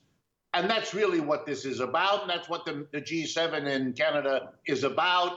It's an attempt, especially difficult now, to try to keep some coordination going. And it's precisely because Trump has basically spit in the face of all of this that you're getting the headlines and the tension and the theatrics around it. What does that mean? I mean, for example, I saw an article this morning in the Washington Post, I believe it was, or maybe it was the Financial Times, that said that the Macron, the leader of France, has now come out and joined Merkel, the leader of Germany, in saying that if Trump does not give them concessions, and this is presumably on his tariffs on European steel, that if Trump does not give them concessions, that they are going to refuse to sign the joint statement that always ends one of these agreements. Well, those joint statements, it seems to me, are always just, namby-pamby, well, we all got together and we're going to try and make the world a better place. Yes, that's what we do. Isn't it wonderful? We all sign this. Or is there something substantive? I mean, is that a real threat, or is that a theater? I mean, what is this? Well, it's a perfectly reasonable question. First of all, you're quite right. These are empty statements. They are glosses that everybody signs so that the newspapers the next day can talk about how the leaders had, honest and difficult discussions and came to a great agreement. So, yeah, they're not worth very much. But you have to be very careful, because the line between what's symbolic and what ends up being real is getting very, very fuzzy. Let me explain. Most of what Trump is doing, for examples, the tariffs on steel and aluminum, the threats to China and other parts of the world to impose many more tariffs on many other things, that is 99% political theater. And let me make it really clear what this is about. This is not a program to get more jobs. Whatever more jobs you might get in steel and aluminum will be easily offset by the lost jobs because of all the industries that will now have to pay higher prices for steel and aluminum. That will mean they raise the prices of everything else they produce, like appliances and automobiles and so on. That will reduce the amount of those goods that can be sold to the American people and to others, and that will lose jobs for the people producing those things. If you ask someone, what's the net effect? The honest answer is nobody knows. But the best guess is they'll kind of net each other out. And if I were pushed, I would say, they'll net each other out. We don't know. It'll take years to play out. But my best guess is it'll probably mean a net loss of jobs. But then when you add that the Europeans and the Koreans and the Japanese will retaliate, as they're indicating they're going to do, well, then it becomes very clear that we will lose more jobs than we gain. But I don't think, and this is my opinion, obviously, I don't think Mr. Trump knows or cares about any of this. He needs to appeal to a political base that shows he's out there doing things. He's upsetting the apple cart. He's the naughty boy who doesn't play by the rules and is therefore really going to get something done. That's been his persona from day one, and he's simply continuing it since it got him into the presidency, to everyone's surprise, including his. Yeah. And you're going to see this played out. But here's the problem. I mean, for example, with his solar tariffs, which went into effect some months ago, the idea was that, you know, China's dumping cheap solar panels in the United States. So if we raise a tariff on that, then American manufacturers, and there are American manufacturers of solar panels, will expand their capacity and develop, you know, new production lines, and they'll start meeting that demand. But the problem is that the American, and I was reading this in the Financial Times this morning, the American manufacturers of solar panels are saying, we're not going to invest, you know, $100 million in expanding our factory when we don't know if this tariff is going to last more than a year. You know, if we knew that it was going to last for 20 years, if this was like a, you know, a real trade deal that had been signed, or if this was a real coherent policy, then yeah, we would jump into this with both feet. But we're not going to. And as a result of that, we're looking at tens of thousands of jobs across the United States literally in the next 60 days just vanishing as solar operations are not happening. Companies are not having solar panels put on their roofs and all these kind of things. I mean, this is just like it's bringing the industry that has been the fastest growing industry in the United States for the last 3 years, solar and wind, bringing it to its knees because of the stupidity and unpredictability, not specifically because of the tariff. Absolutely. You're adding the uncertainty of it all. That's correct. But let me remind everyone, if you put a tariff on the Chinese, you can call them dumpers and you can call them cheaters. By the way, that's what every country that has ever resorted to this kind of manipulation, no one ever said, we're manipulating the world economy to help us. Oh, no. Everybody says they're only correcting the suffering they have gone through at the behest of whatever the international arrangements were before. So Trump is simply making all that stuff up the way all leaders always do when they do this. But if he holds to the tariff, for example, on Chinese solar panels, it's not just that the American companies are going to wait and see before they invest millions of dollars when that tariff could be undone as soon as the November elections in this country this year, but also they will only go into production if they can charge a much higher price because it's more expensive to do it here, which is why the Chinese have been dominating the market, because they can make them more cheaply. If you raise the price of all of this, then the number of people who are going to have jobs, even if it lasts, will be reduced because millions of Americans can't afford to have the installation if the price of a domestically produced solar panel is significantly higher than what they were able to get from the Chinese. These kinds of, this is the reason why, Dr. Wolf, we're hitting a break. If you can hold that thought for 4 minutes, we will be back. We're going to fill this break, and we will be back in 4 minutes with Dr. Richard Wolff. This is the Thom Hartmann Program. Dr. Wolff is with us, the economist, co-founder, Democracy at Work. His most recent book, Capitalism's Crisis Deepens, democracyatwork.info and rdwolf.com.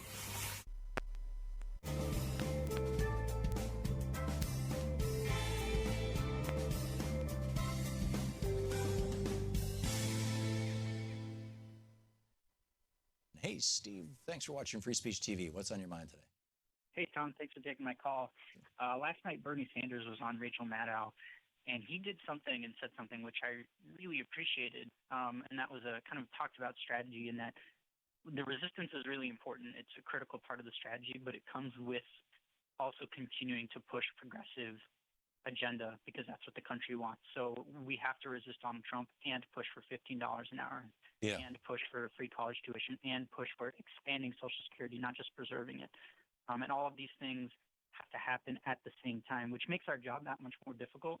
But I really appreciated hearing that the party and the left has to be more than just being opposed to Trump. They actually have to be for progressive agendas, and that I just wanted to share that with you. And I really and that's what people want. Steve, in 1981,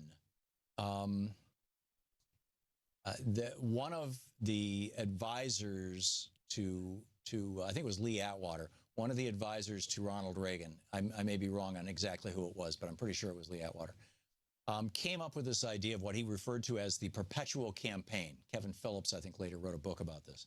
and basically was every single day that goes by should be an opportunity to get some press that will cause more people, more kind of undecided people or low information people to think you're doing a great job, your party's doing a great job, and the next election comes, I really should vote for you. And Reagan was the first presidency where we saw this continual, perpetual campaign. He campaigned, or he or his surrogates, literally every day of the 8 years that he was president.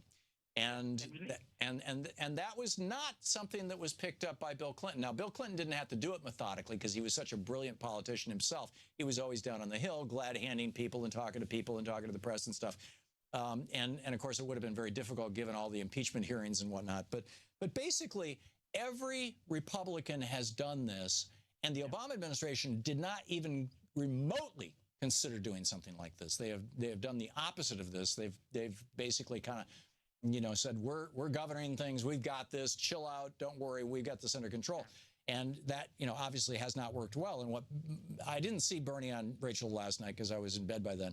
But I have read the articles about it. I saw a clip of it this morning. And it looks to me like what Bernie is proposing is that Democrats start doing what Republicans figured out works in 1980. Can I add one more thing? Please. I think when people are saying we want leadership that fights, to me what that means is we may not have the votes necessarily to win, but we'll still push legislation that pushes progressive agendas. So we may not have the votes to get like $15 an hour on the federal level, but if we still push it and Republicans vote it down, or if we still push for free college tuition and Republicans vote it down, at least we're fighting for the things that we believe in. Yep. And I know that's something I would appreciate, and I think most of the country would appreciate it too, because most of the country, I think across the political aisle, still wants these progressive agendas. We are, we're a progressive country. There's just no doubt about that. There's, any poll will tell you that. Yeah, you're absolutely right. Steve, thank you for the call, and thanks for watching Free Speech TV. We'll be back in and thanks for the great observation, by the way, Steve. I really think that this is the key to the whole thing. Is now for the next, now I was going to say for the next 4 years, maybe now forever, the Democrats, progressive Democrats, need to get up and get out there, get organized and get out there every single day with their message.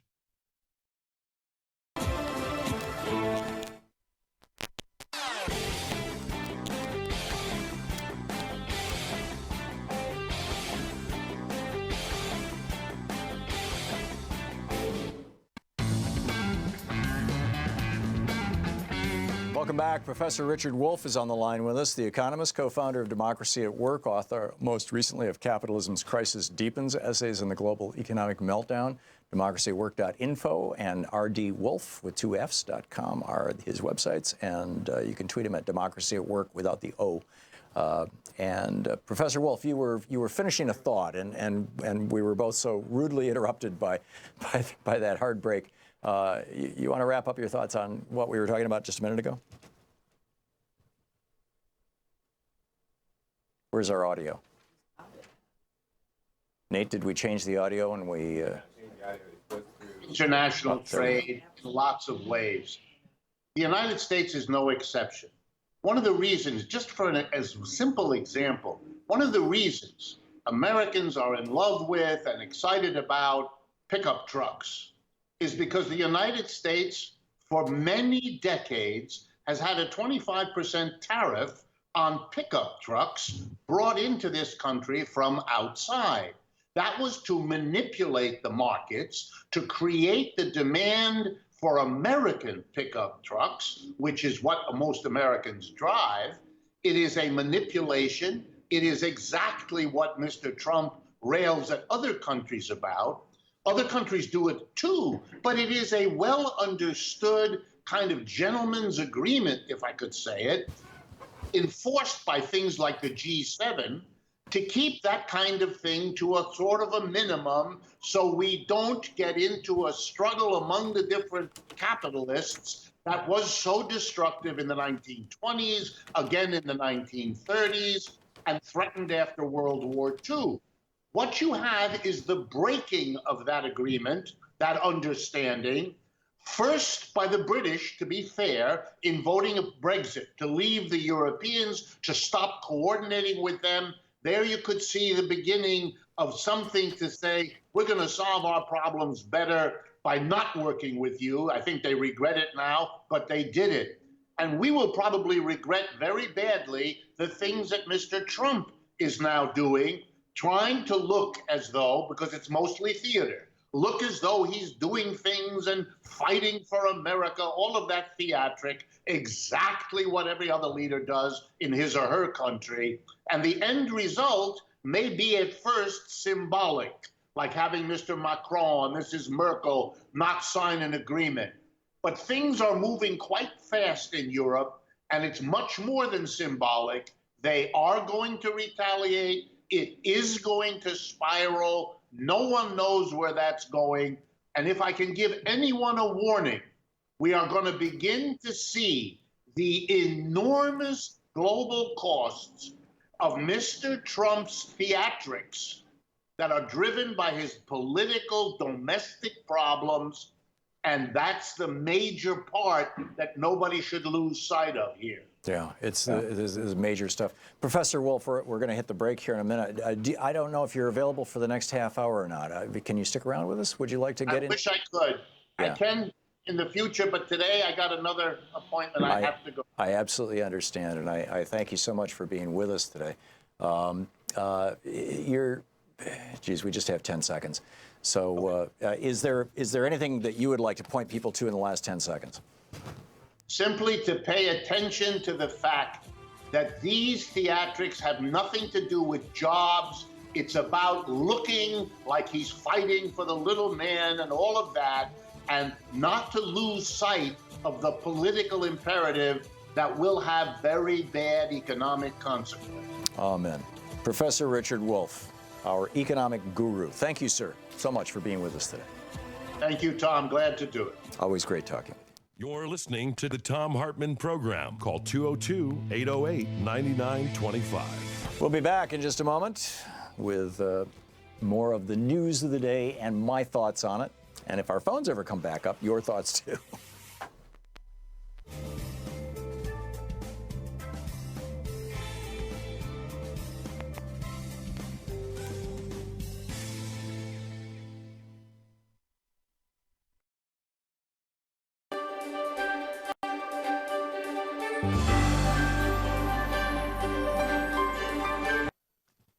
It's the Summer Free Speech TV Pledge Drive. This Thursday and Friday of this week are the kickoff for it. These are the first 2 days. And then, next week, and hopefully we can do this in just a couple of weeks, and we can make this thing happen and make it work and keep this network going and on the air. Free Speech TV, as you know, is not supported by billionaires or big corporations. It's one of the reasons that we can actually tell you what's going on in the world. We can actually talk about net neutrality, because Comcast doesn't say to us, like apparently they say to MSNBC and NBC, whether they say it or not, it's implicit. Really rather you didn't discuss net neutrality, for example, or CNN and Time Warner and AT&T saying, well, let's have a news report about corporate consolidation. That's not happening. We can talk about that here because we're not owned by these giant corporations. The upside of that is that we can have an honest conversation about the real issues facing America. The downside is that we don't have a multi-billion-dollar corporation funding our operation. The entire television network of Free Speech TV runs on an annual budget of a little over $3 million a year. It's literally the little engine that could. The amazing work that they're doing. We're on Dish, we're on Direct. We just got on Sling TV for cord cutters. People who no longer use cable TV, they just watch TV over the internet, but they still want to see, cable networks and things. We are now on Sling, we're on Roku. We're all over the place, right? Free Speech TV is. It's so easy to find us wherever you go. This is really amazing stuff that this small crew of dedicated and frankly underpaid, hardworking people at Free Speech TV have done. It's remarkable. So to start this off, here are the premiums that we're offering on the pledge drive this week. With a $30 gift, you get a magnet, a refrigerator magnet, kind of magnet. It's got the Free Speech TV logo, and it says, "Is it true, or did you hear that on Fox News?" You know, there's a whole website, MediaMatters.org, that's dedicated to daily debunking Fox News, as are newshounds.us. Anyhow, that's with a $30 gift. With a $72 gift, you get the Free Speech TV water bottle. That's with $72. With a $120 gift, you get a copy of the Thom Hartmann Reader. This is a collection of chapters from about a dozen different books that I've written that are all put together into one paperback book, so you can kind of sample a whole bunch of my other books. It's the Thom Hartmann Reader, autographed by the author, with a $120 gift. With a $240 gift, you get Howard Zinn's book, A People's History of the United States, and a DVD of the People's History. It's called A People's History, Bread and Roses, that Howard Zinn helped put together, the extraordinary late Howard Zinn. Plus, Reverend William Barber's new book, Third Reconstruction. That's with a $240 gift. Howard Zinn's A People's History, the DVD, and the William Barber book. With a $360 gift, you get all the books and the DVDs. That is to say, my book, the Thom Hartmann Reader, the collection of chapters of different books of mine. You get William Barber, Reverend William Barber's Third Reconstruction, which is just an absolutely brilliant book. You get Howard Zinn's A People's History of the United States, and you get the DVD by Howard Zinn, A People's History, Bread and Roses. So all of those things, all the books and DVDs, it's a combo with $360 gift, which, by the way, these larger gifts, $240, $360, $480, they can be done on a monthly basis over the course of a year, thus these particular unique numbers. So $240 a month is $20, or a year is $20 a month for a year. $360 is $30 a month for a year. $480 is $40 a month for a year. So if giving $360 to support Free Speech TV is tough, but giving $30 a month is doable, then please, jump on it, go for it. And that, by the way, helps support Free Speech TV over the long term. It gives them a more predictable income stream. So anyhow, that's the $360 gift. With a $480 gift, or $40 a month for a year, you get the Everything Kit, and that includes the Is It True or Did You Hear That on Fox News Free Speech TV magnet, the Free Speech TV water bottle, all the books, the book autographed by me, the Thom Hartmann Reader, Reverend William Barber's book, the Howard Zinn book, and the Howard Zinn DVD. And with a $1,000 gift, come to Portland and I'll take you to lunch. There's a real nice restaurant right down the street from us where we've been taking people lately. Looks out on the Columbia River. It's just beautiful, and it's a real nice time. We'll work that out. So that's with a $1,000 gift. Come to Portland and we'll have a good time. So that's in summary. But the really important thing is helping keep this network on the air. I mean, this is a really big deal. That Free Speech TV is the only independent progressive network out there right now. It's the only one, and it's the only nonprofit that I think probably is ever going to be out there in any consequential way. And it has grown extraordinarily because of your help and support. So now's the time to kick in. Now's the time to step up. Please help out Free Speech TV. Keep this thing going. Call now.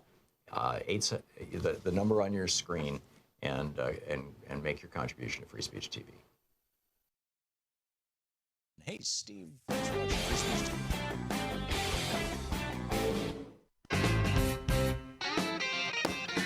Welcome back. Thom Hartmann here with you. What an interesting week this is. One of the things that fascinates me the most, and I want to talk about this Comcast outage for a minute here, not just because it's affecting me, but because I think there's a larger issue here which has to do with our entire nation and its security. A couple of things. Number one, yesterday I went off on a long rant about how basically Comcast and AT&T and Verizon and there's a half a dozen companies that are functionally monopolies. More than half of Americans can only get their internet services from one person or from one company, and that's no good, right? That destroys competition. It's just no good, plain old flat out. I was using our loss of voice over IP phone service. In other words, we have when we ordered our phone service from Comcast, called them up, said, hey, I want business service, I want copper. They were like, fine, we'll bring that into your office. When they came in here, they hooked up modems. And I looked at those and I said, that's not copper. That's not, a hardwired telephone line. That's, voice over internet service provision that you're giving us. And the installation tech said, that's what everybody's doing. That's all we do. Sorry, end of discussion. And so yesterday, what I was talking about is how in France, for example, and other European countries, the French example is the one that I always bring up because the New York Times did a great piece on this a couple of years back that we quoted in at some length in the book, The Crash of 2016, that in France, regardless of who brings the wire into your house, and in our case here in Portland, it's a cable TV cable, whoever brings your internet in over that copper has to rent that copper out to any internet service provider you want to choose. Well, they do that with voice over internet service, at least so far. So right now keep in mind, net neutrality ends on Monday. But right now, I can say to Comcast, your service sucks. I don't want it anymore. Probably I can break my contract, which we fully intend to do. And there are companies that are offering voice over internet service, phone service. In fact, there's a couple of them here in Portland, and Dave, our engineer, is talking to them right now. And at least I hope he is. And, we'll end up with a new phone provider. But here's the problem. When internet freedom goes away, when net neutrality goes away on Monday, Comcast will have the power and the right, the legal authority, to simply say to any other telephone provider that we might want to bring in over our Comcast internet service, no, sorry, you can't come in to the Hartmann Show studios because only Comcast is allowed to offer voice over internet service on a Comcast internet line. They can absolutely do that when net neutrality is dead on Monday. Now, I don't expect it to start on Monday, but if I blow up my contract with Comcast and bring in another company, and then 3 months from now or 6 months from now, this is why net neutrality is so important. There are big issues here. So that's number one. I wanted to point that out, and I wanted to kind of clean up my rant from yesterday. Somebody on Twitter earlier pointed out to me that I was conflating the two, and I replied to him, "You're absolutely right." And in fact, I'm scrolling here through Twitter to try to acknowledge him. But in any case, I have to scroll down too far to find it. But thank you for that. But that said, when net neutrality ends, we're going to be in this bizarre world where even your phone service, you won't have choices. Or they can choose to make sure that even your phone service, you don't have choices. So, what do we do about that? Now, it looks like our phones just came back up. So our just two lines seem to be working. That's very interesting, line 7 and line 1. But those are the first two in rotation. So, you can try 202-808-9925. Ron in Berrien Springs, Michigan. Hey, Ron, can you hear me? Yes, Tom, loud and clear. Hey, so maybe what's up? It's because I have a 10-year-old flip phone, which has no technology. No, the problem's on our end, not yours, Ron. Comcast has these service outages around the country, and Portland is being hit actually the whole Pacific Northwest is being hit real badly. But I think they might have just fixed their problem. So, but by the way, I just started, Ron, if you could just pause for just a second. I just started my rant. I was talking about, voice over internet service. The other thing that I said is national security.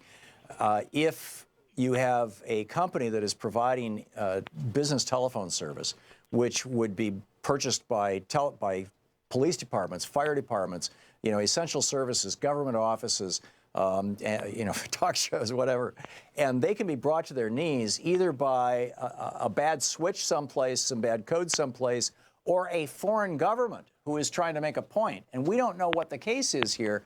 We should know about this. This should be a big deal. It should be in the news. And I haven't seen a peep about it. Now, I keep my TV here in the studio, mostly on MSNBC, and of course, we're on Free Speech TV. But I doubt they're going to say anything about it. They're owned by Comcast. I don't know if CNN has been covering this, so if you heard anything about it, let me know. Anyhow, Ron, you wanted to talk about the NFL. Let's change the subject here. Yes. Are you aware that McMahon, the wrestling promoter, whose wife sits on the cabinet, the small business loan? She's Small Business Administration, yes. Yes, but and they're longtime partners, Trump and McMahon, in the wrestling and TV business. Yep. McMahon is starting a rival professional football league, and I know Trump's racism is for sure and real, but also how much of it is to try and promote and push up this new rival football league. Are you sure this is something new? Because Trump, I don't know if McMahon was involved in it, but Trump did this like 5, 6, 8, 10 years ago, some while back. He tried to get an NFL franchise. They said, no, you're too low class. We don't want a cretin like you in our club. Trump was like, but I'm a billionaire. And they're like, nope, can't do it anyway. And so he and some other guys, they started this separate league, which ultimately failed. I forget the name of it, the XFL or something like that. No, this is something brand new. Huh. And but one other final point, Tom. You were looking for summer binge watching material. Mm-hmm. Damnation is a series. The first series went out. I don't know if they're going to have a second one. Is that one word or two? One word, and it's based on historical fact. The 1930s, early 30s farmers' strike in Iowa, and they draw in the Black League, and they draw in the first unionization of Detroit, and strikes in Harlan County. So it's a history lesson of our early labor movement and the violence that the corporations, and it shows the early corporations, pushing the farmers out to conglomerate their business holdings and their pollution practices back in the 30s. So Damnation, it's a great series, and there's historical precedents. Sounds fascinating. The one that, and I'll look it up, Ron, it sounds great. The other one that somebody had recommended when I was talking about Taken, they said you should check out Person of Interest. And Louise and I have now watched all of season 1, Person of Interest. It's a great show. It really is. It's on Netflix. Let's check it out. We'll compare notes on another time. There you go. Okay, so thank you, Tom. Yeah, thanks a lot, Ron. Good talking with you. John in Lake Worth, Florida. Hey, John, what's on your mind? Hi, Mr. Hartman. Thank you for taking my call. My pleasure. And I'm glad I got through because the last couple of meetings. Excuse me, I'm clearing my throat. I apologize for that. It's all good. When we see the coverage of Donald Trump at the head of the golden table, sitting next to his wife Melania, and he says to her, "The American people love you. Everybody loves you. Whatever." He never said he loved her. and when he put his hand on her hand, she did not put it back. When you are actually in a marriage, shouldn't there be a camaraderie, some sort of affection shared between two people? I don't care if you're gay, straight, bi, tri, whatever you do. Yeah. That has nothing to do with me. But he never said he loved her in that meeting. If you look at all the affairs that Donald Trump has had, and I think we can safely conclude that these are actual incidents, and the several high-profile ones, Stormy Daniels, et cetera. It's like Joe Madison says on his show, you got to see with a third eye. Yeah, exactly. You look at that, and you get it that this relationship, which, if he wasn't president, I would feel very uncomfortable talking about. But certainly the Republicans used to go off on Michelle Obama constantly, and particularly on her appearance, which I thought was deplorable. And I'm not going to go off on Melania's appearance. But I think that this is more a marriage of convenience, tragically, now. I just can't imagine being married to Donald Trump. Can you? I think Melania Trump is probably an intelligent and thoughtful woman. Every indication that she's doing her very best. And she seems to be beautiful, kind, and generous and wanting to care. And she's not giving the opportunity because of the fact that she's married to a misanthrope. Yeah, misanthrope is the word, and I think that she's probably reached her breaking point. That doesn't know what misanthrope means. It means somebody that hates everybody. Yeah, so, no, I understand. And in fact, Charles Blow did a great column in the New York Times yesterday about how Trump's primary animating emotion is hatred. And he disguises it as patriotism and nationalism and caring for my group and all that kind of stuff. But it's hatred. It's really what it boils down to. Is a misanthrope. So thank you so much for taking my call, and that's all I wanted to say. But people need to see with their eyes, and they need to listen with their ears. There you go. And they need to have love and compassion and kindness for one another, because that is what we are called to do. Well, that's ultimately what triumphs. John, thanks for the call, and thanks for listening to Sirius XM. We'll be back. You're listening to Thom Hartmann. Visit thomhartmann.com for audio and video archives. We'll be back in just a moment with more of your calls, the news of the day, and we're going to check in with Bob Ney and Talk Media News in about 4 minutes.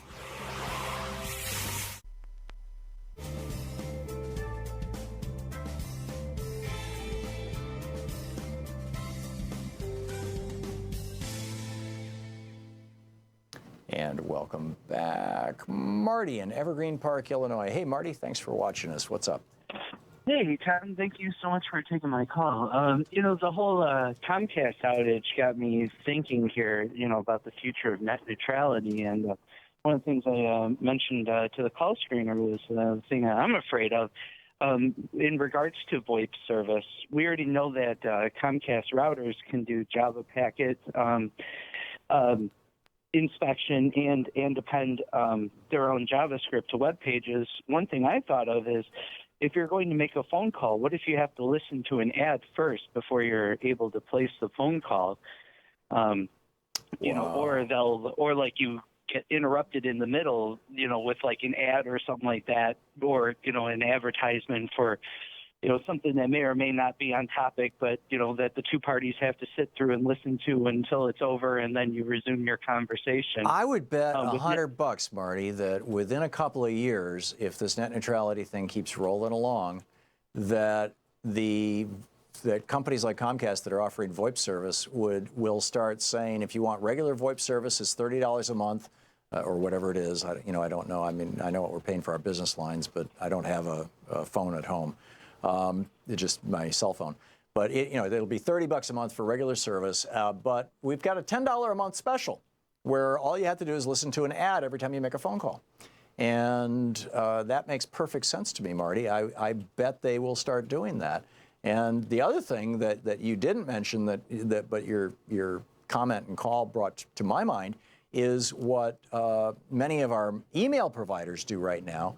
Google is the most famous for this, but I'm guessing all the other, free email services do the same thing. And that is that Google is actually reading your emails. Now, they say that this is a feature, not a bug, that this is so that as you're typing your email in, Google can correct your grammar or not your spelling anyway, they'll correct your spelling. And they put ads in your emails, and they know how to send you the ads of things that you might want to buy or know about because they've been reading your emails. And but they're giving you free service, and people are willing to make that deal. So is it going to happen that VoIP is easily converted, digitized into data, into ASCII data that a computer can understand? Is it going to be that they're going to start listening? Is Comcast going to start listening in on my phone calls? Mechanically, digitally, converting that to data. And if I happen to say something like, a brand new Prius, suddenly I'm going to start getting ads on my phone or on my internet or in my mailbox from the Prius dealers in town. It's entirely likely. Yeah, I think that's another possibility. And this seems to be, the direction that all this is going. And it's I can see where a libertarian would argue that, but that's a good thing, Tom. There are people out there who are going to want to pay less for their phone service and are willing to put up with an ad to do it. And I would say probably most of those people would rather have a job that pays well enough that they don't have to tolerate ads in order to get decent phone service. So let's have a minimum wage and unions. But, who knows? Anyhow, Marty, thank you for the call, and thanks so much for watching us. We'll be back. Bob Ney with Talk Media News will be with us in just a moment.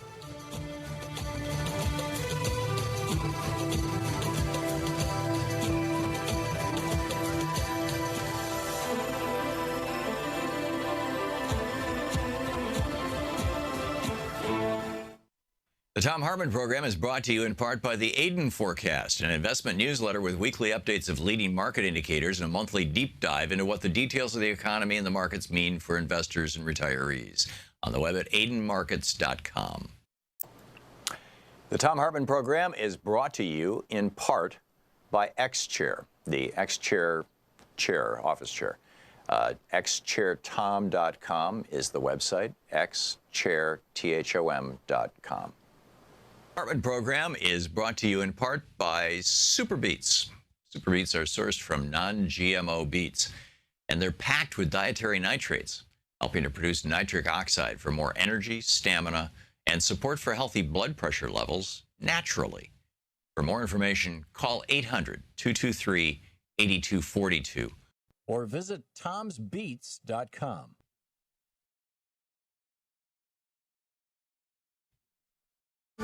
Want to connect with the show online? You can find the Thom Hartmann Program on Facebook, Twitter, and Instagram.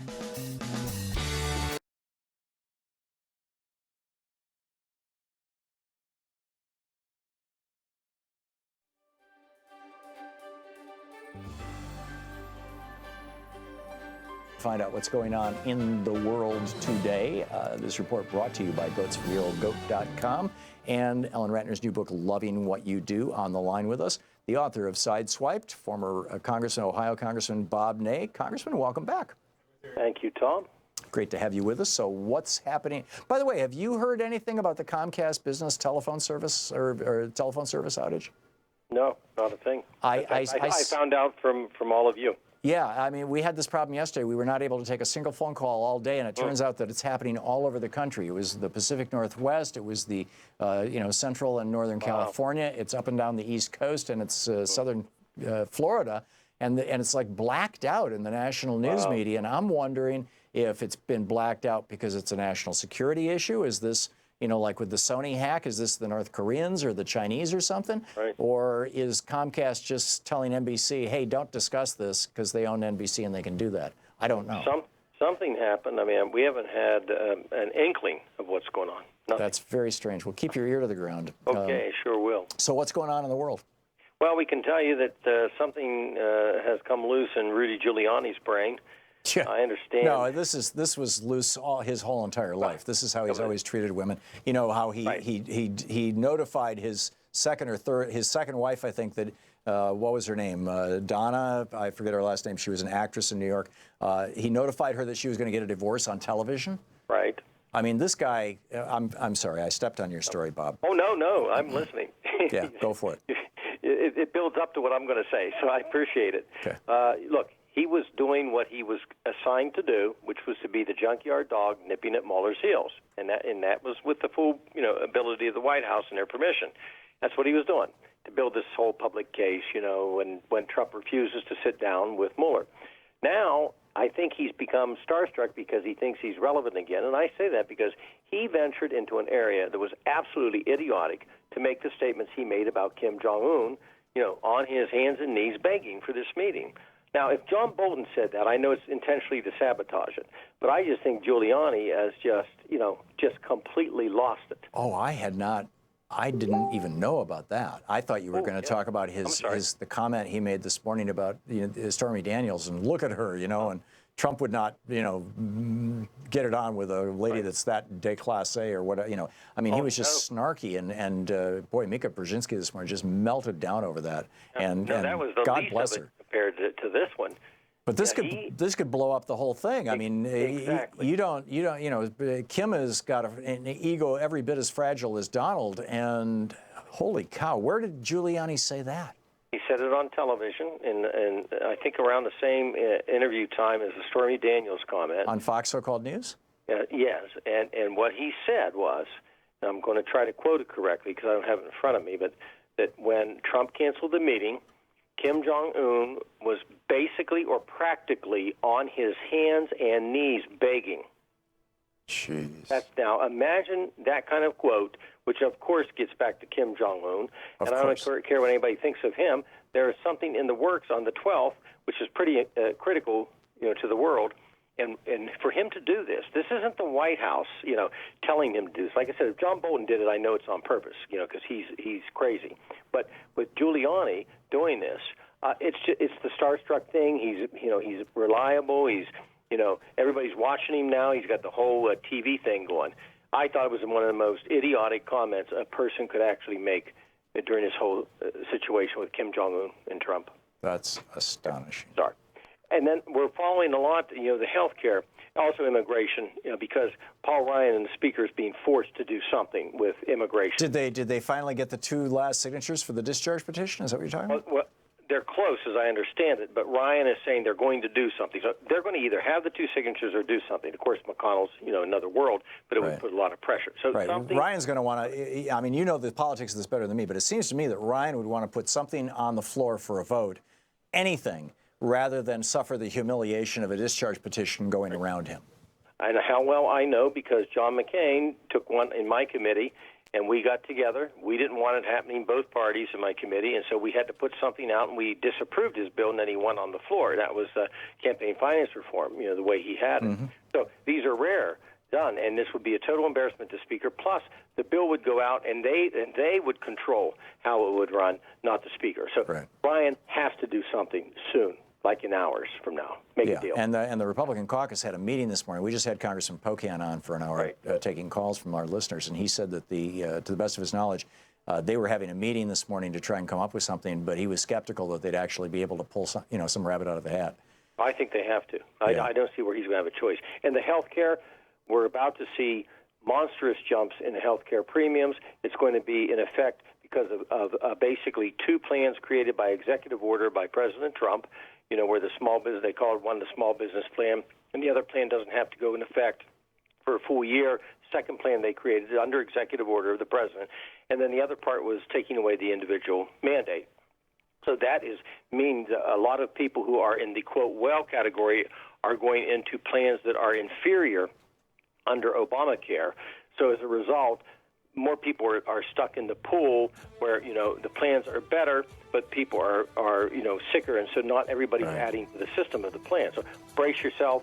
They're going to go up. Tom, they actually said in some cases they could go up 30 or 40%. Wow. Amazing. Because Trump kicked Obamacare in the shins, basically. Yes. Congressman. And did nothing else, nothing to change it or tweak it or alter it. Bob Ney, author of Sideswiped. Thank you, Bob. Thank you, Tom. You're listening to Thom Hartmann.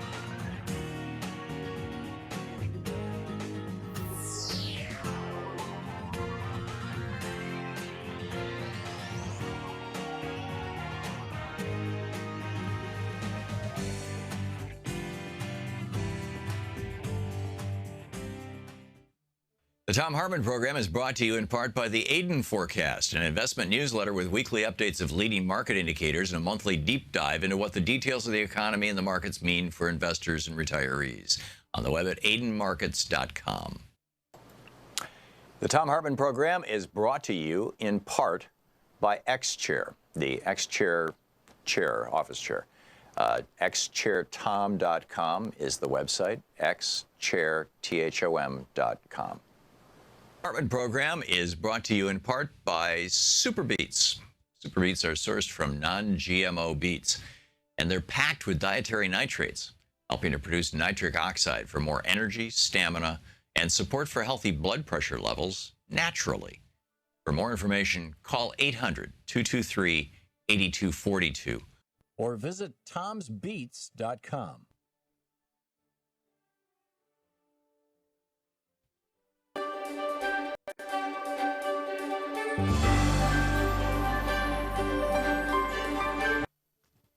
It's the Summer Free Speech TV Pledge Drive. This Thursday and Friday of this week are the kickoff for it. These are the first 2 days.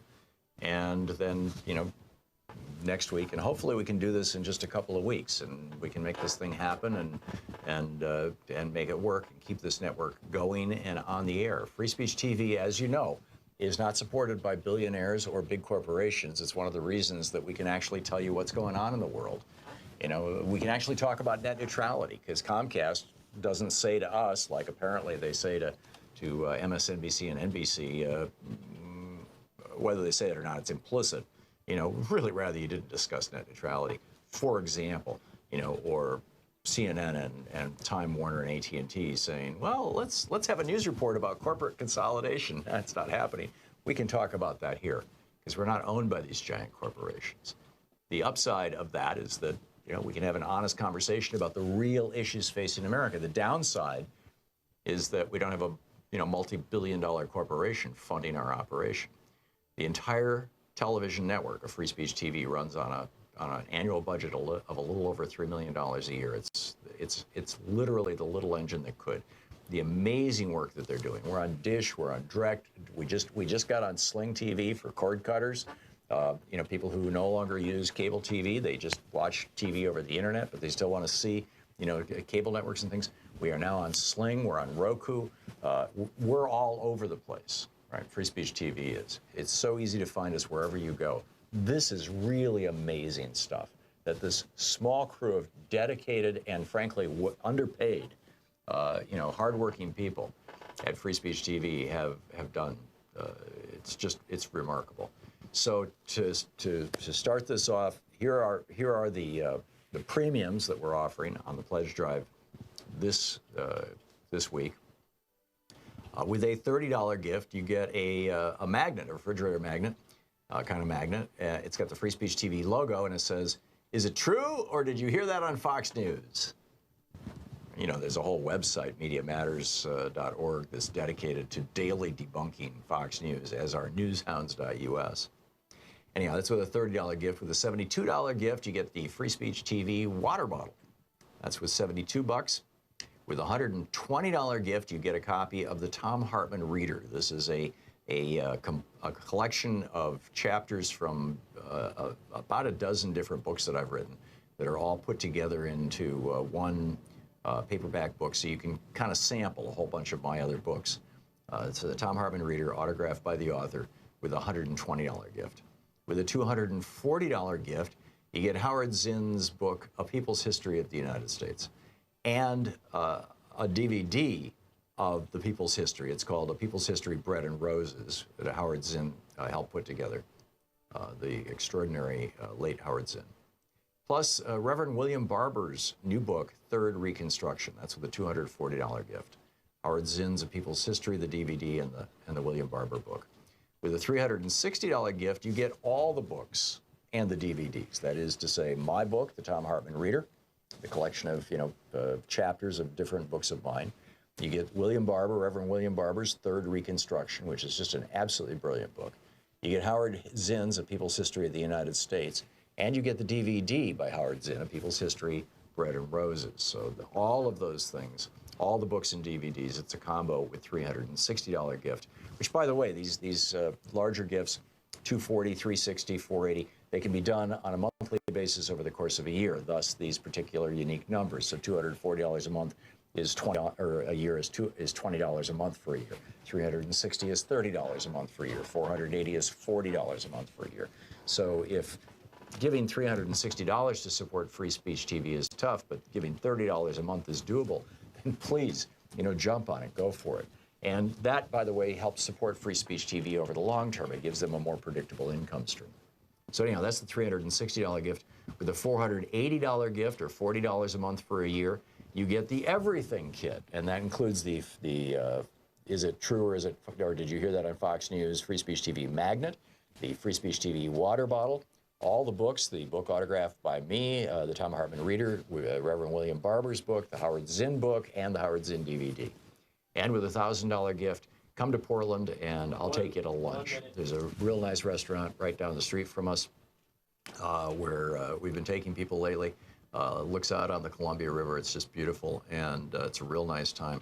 You know, we'll work that out. So that's with a $1,000 gift to come to Portland, and we'll have a good time.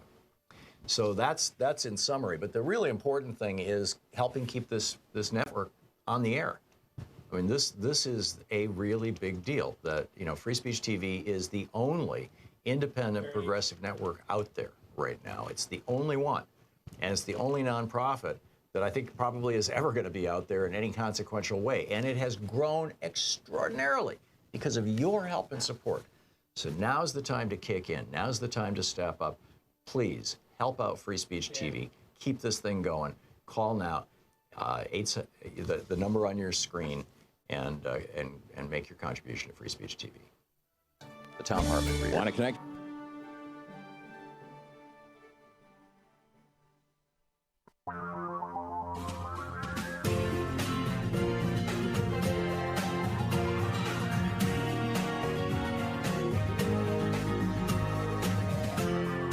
This is the Thom Hartmann Program.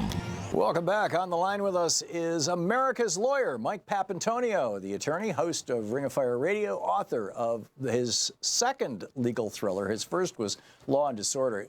Brilliant. Law and Vengeance, even better, is his new book, Law and Vengeance. The website, TRO, as in the ring of, trofire.com. And you can tweet him at Ring of Fire Radio or at Levin Papantonio. Pap, welcome back to the program.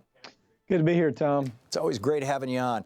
You have been doing some just heavy lifting around Monsanto and Bayer and the merger and all this stuff that's going on. Can you tell us about it? Well, the merger that's taken place, of course, as everybody's heard about, it's going to be a disaster for consumers all over the globe. These two companies have been sued probably more than any two companies, with the exception of maybe Dow and DuPont, who also, by the way, happened to merge together recently. These companies in the past have been charged with price fixing, negligence, environmental destruction, fraud, contamination of rivers, you name it. Matter of fact, in the 1980s, there's a case that actually handled later in the 90s. That Bayer was actually sending blood tainted with AIDS virus to African countries to treat hemophiliacs. The problem is that it was infected with HIV. So we forced them to take it off the market in America. After they did that, all the other their product that wasn't taken off, they sold to South America, Asia, and other parts of the world. With full knowledge that it was HIV contaminated? Completely.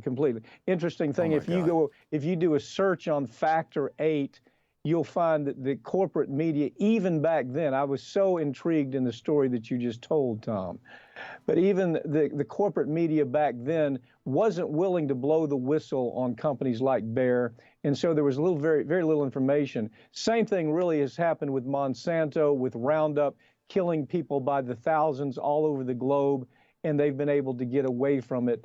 It used to be that news outlets were buzzing with information like this about Bayer and Monsanto. This has barely been a yawn where it comes to corporate media, because they're such big advertisers, and now they expect more money to be coming into this process. Yeah, I'm constantly seeing ads for Roundup on TV, which is, you know, one of the big chemicals in question right now. Yeah, it's a huge problem. I think I've taken the last 3 depositions, most recent depositions, where I actually had documents that have been released that show how Monsanto went in their efforts to undermine scientific evidence showing that their chemicals were causing cancer. It is amazing what they called in, what they were able to accomplish. These documents paint a clear picture of a corporate cover-up that rivals even the tobacco companies and asbestos industry that were engaged in cover-up decades ago. One of the biggest targets of this Monsanto cover-up was the IARC from the World Health Organization, where IARC came out and said, yeah, this will cause human cancer. After that happened, just to understand the power of what Bayer and Monsanto are going to be able to do together. Just Monsanto on their own, by themselves, they were able to put a group that were classified that were able to go after the World Health Organization to the point that they've actually convinced Congress that we shouldn't fund the World Health Organization because they were mean to Monsanto about Roundup by saying that this stuff can cause cancer in human beings. Holy cow. So yeah, it is the legs of this company already. It's astounding. But then when you think of what they're able to do now with this merger, I don't know how we can keep up with it. We can only do what we do every day, and that's take them to court, show these ugly documents, you know, let the media, at least give it to the media, even though the media typically doesn't do anything with that kind of information because they don't want to offend their advertisers. Yeah, that's remarkable. What are we learning about the products that they're selling? Well, we know this much. We know if you're just talking about Roundup, since it's right there, we know this that there are overwhelming studies from all over the world where people have been exposed to Roundup in huge volume. We're not just seeing cancer, Tom. We're seeing neurological diseases. We're seeing Parkinson's disease. You're seeing a whole host of illnesses that the company has been put notice on. Could this have anything to do with the explosion in autism in the United States over the last few decades that seems to correlate with the explosion of the use of these herbicides and the genetically modified seeds that work with them? Yeah, there's plenty of material and studies that show that. People misunderstand the angst about GMO. Okay, the angst about GMO, for example, is not just that we're taking DNA and we're modifying it to whatever we want. The problem with the GMO seed is it is saturated with Roundup. Imagine you've built a seed that's able to withstand poison. Now, I mean, that tells you a lot right there. And now, so what we're finding with finding with Roundup is we're finding it in people's urine that have never even never been around a farm setting because there's so much of this glyphosate, which is the main ingredient for Roundup. We're finding it in beer, we're finding it in wine, we're finding it in children's formula. So the problem that we have here is, you know, I'd like to say it's just a government problem where the government won't do anything. The Department of Justice understands that they've gone after these two corporations probably more than any two corporations in the world. And so they still say, yeah, we're going to let these two thugs now merge together.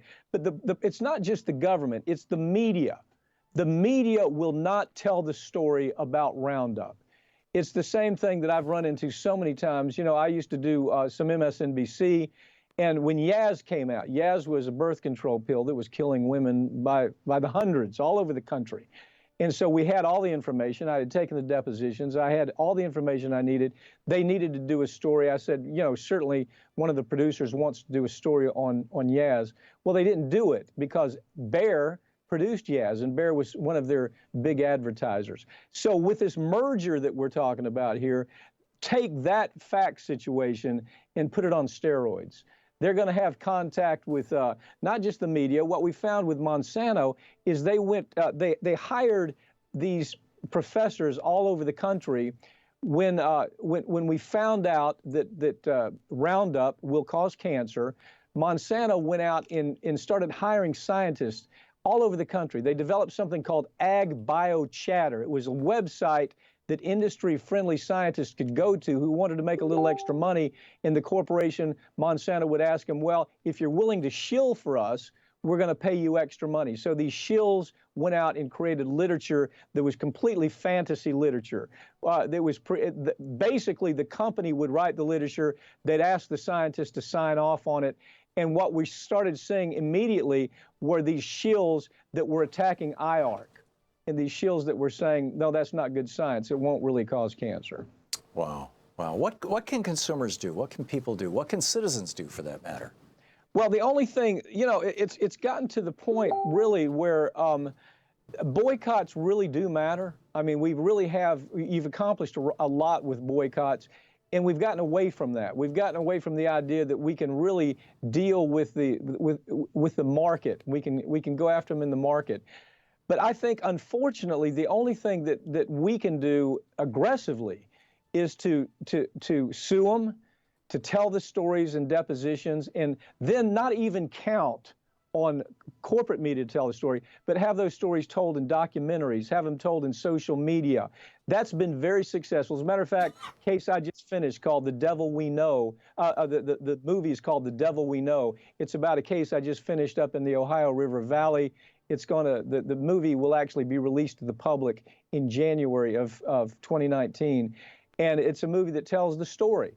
But it's the story that it's a story of how DuPont went in and caused cancer for thousands of people all along the Ohio River Valley by dumping a poison into their drinking water. You would think that would be a story that corporate media would tell, but they won't tell it because, again, the same problem, DuPont was such a big advertiser. So it's up to social media, it's up to shows like yours, it's up to shows like mine on America's Lawyer, a show I do every week.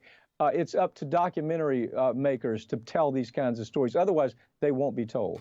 Are you familiar, if I just on a digression here real quickly, because we're going to hit a break, we're going to run out of time here in just a second, but are you familiar with the website theyrule.net that shows you can bring up, say, AT&T and Monsanto, and then just click what's the association, and it'll show you the entire board of directors of both corporations, and then it'll say, okay, this director of AT&T is also on the board of Wells Fargo, yes, and that director of Wells Fargo is also on the board of Monsanto. It's an amazing website.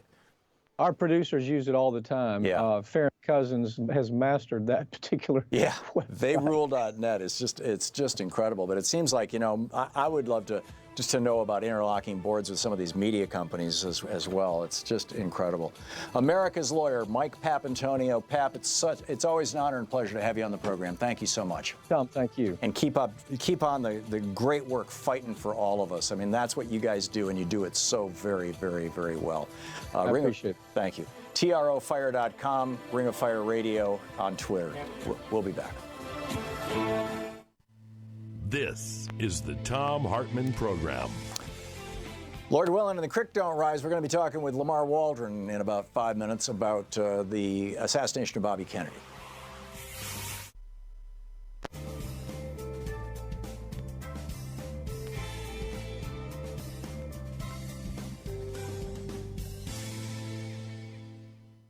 And welcome back.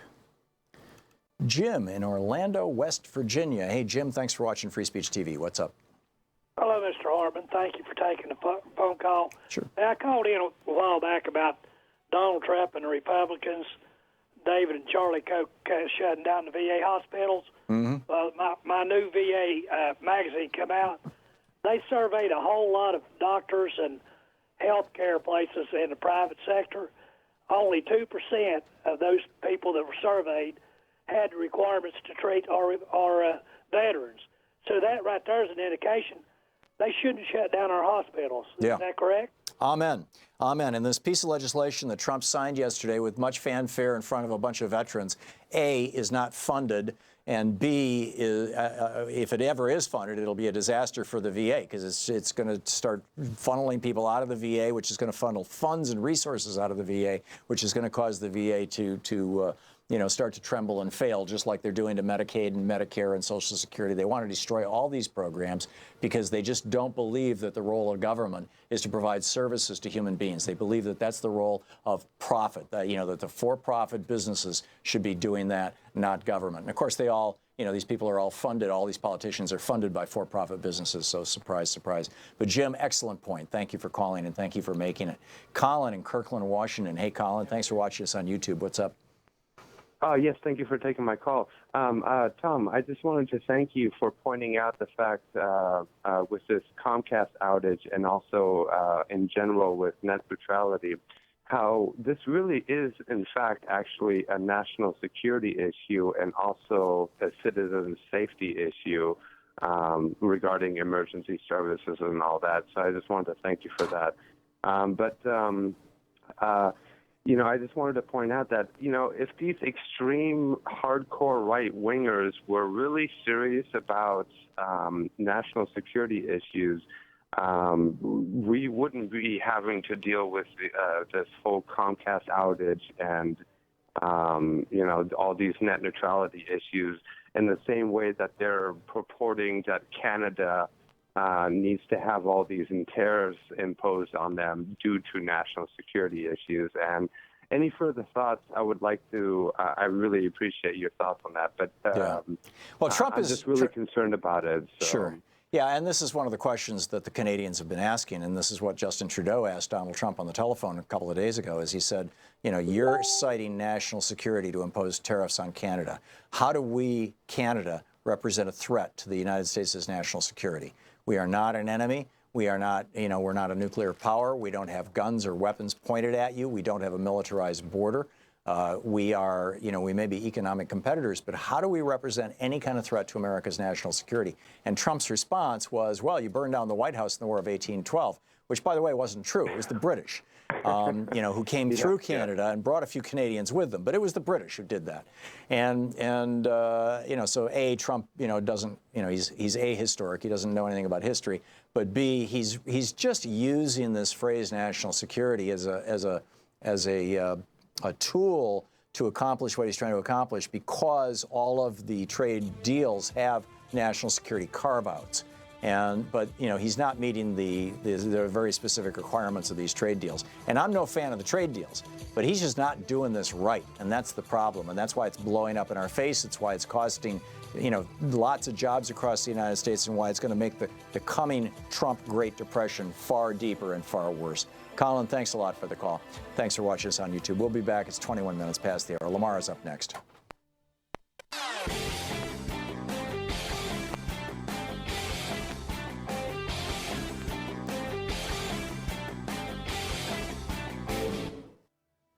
The Thom Hartmann Program is brought to you in part by the Aiden Forecast, an investment newsletter with weekly updates of leading market indicators and a monthly deep dive into what the details of the economy and the markets mean for investors and retirees. On the web at aidenmarkets.com. The Thom Hartmann Program is brought to you in part by X-Chair, the X-Chair office chair. xchairthom.com is the website, xchairthom.com. Hartmann Program is brought to you in part by Super Beets. Super Beets are sourced from non-GMO beets, and they're packed with dietary nitrates, helping to produce nitric oxide for more energy, stamina, and support for healthy blood pressure levels naturally. For more information, call 800-223-8242 or visit tomsbeets.com.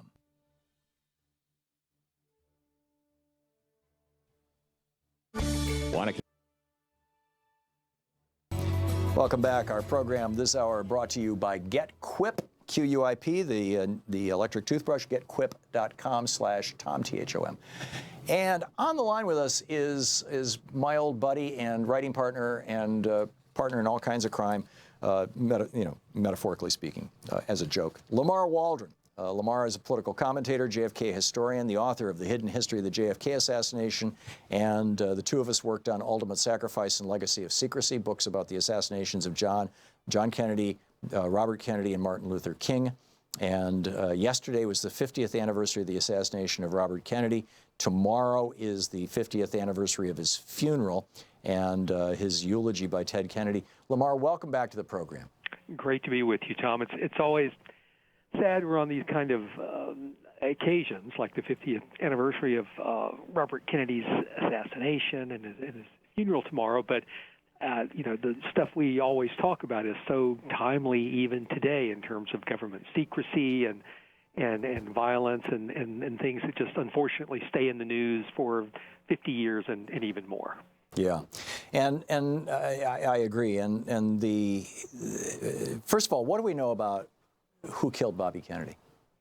Well, people may have heard in the news that two of Robert Kennedy's many children, in this case Robert Kennedy Jr.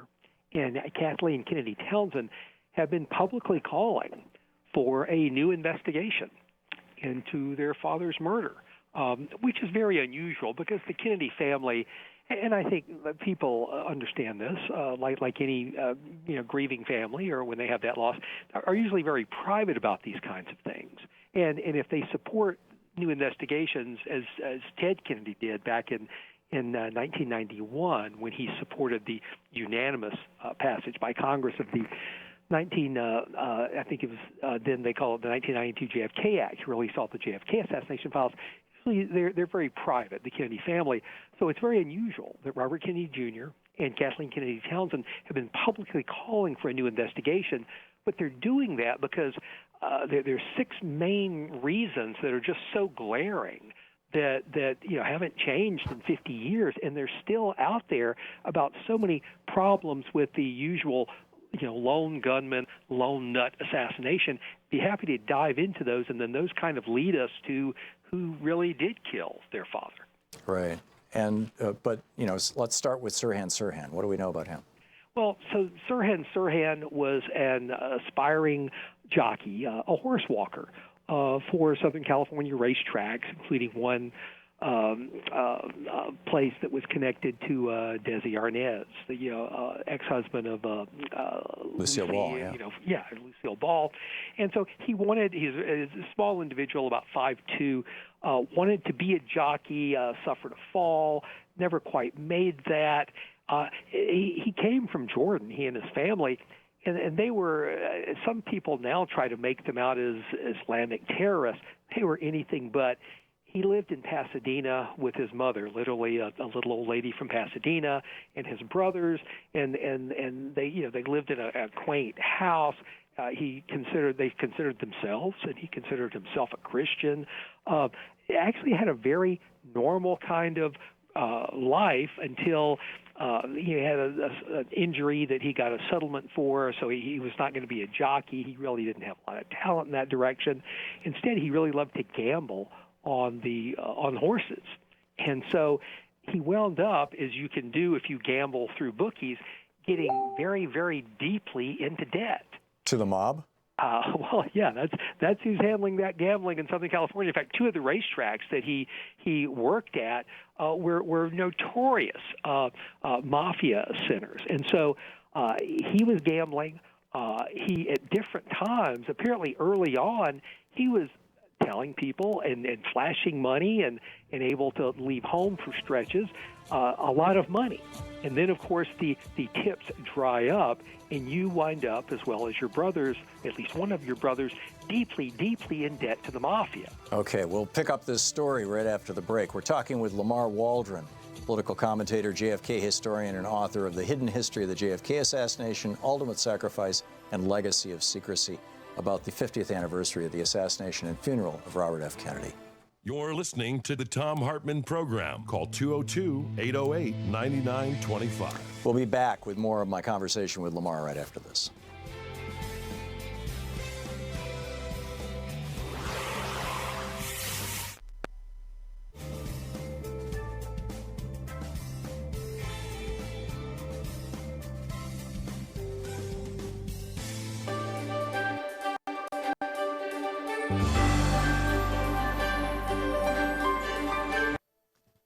It's the Summer Free Speech TV Pledge Drive. This Thursday and Friday of this week are the kickoff for it. These are the first 2 days. And then, next week, and hopefully we can do this in just a couple of weeks, and we can make this thing happen and make it work and keep this network going and on the air. Free Speech TV, as you know, is not supported by billionaires or big corporations. It's one of the reasons that we can actually tell you what's going on in the world. We can actually talk about net neutrality, because Comcast doesn't say to us, like apparently they say to MSNBC and NBC, whether they say it or not, it's implicit.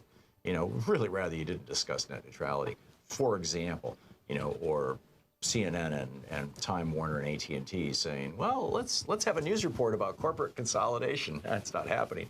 We can talk about that here because we're not owned by these giant corporations. The upside of that is that we can have an honest conversation about the real issues facing America. The downside is that we don't have a multi-billion-dollar corporation funding our operation.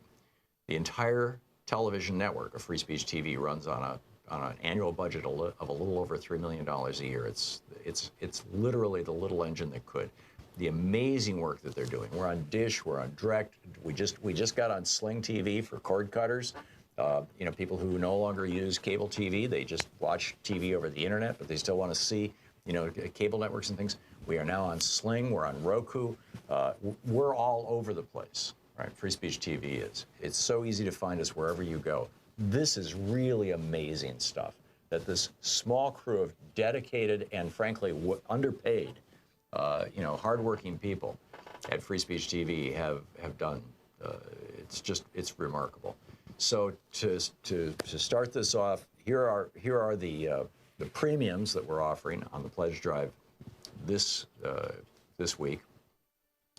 With a $30 gift, you get a magnet, a refrigerator magnet, kind of magnet. It's got the Free Speech TV logo, and it says, "Is it true, or did you hear that on Fox News?"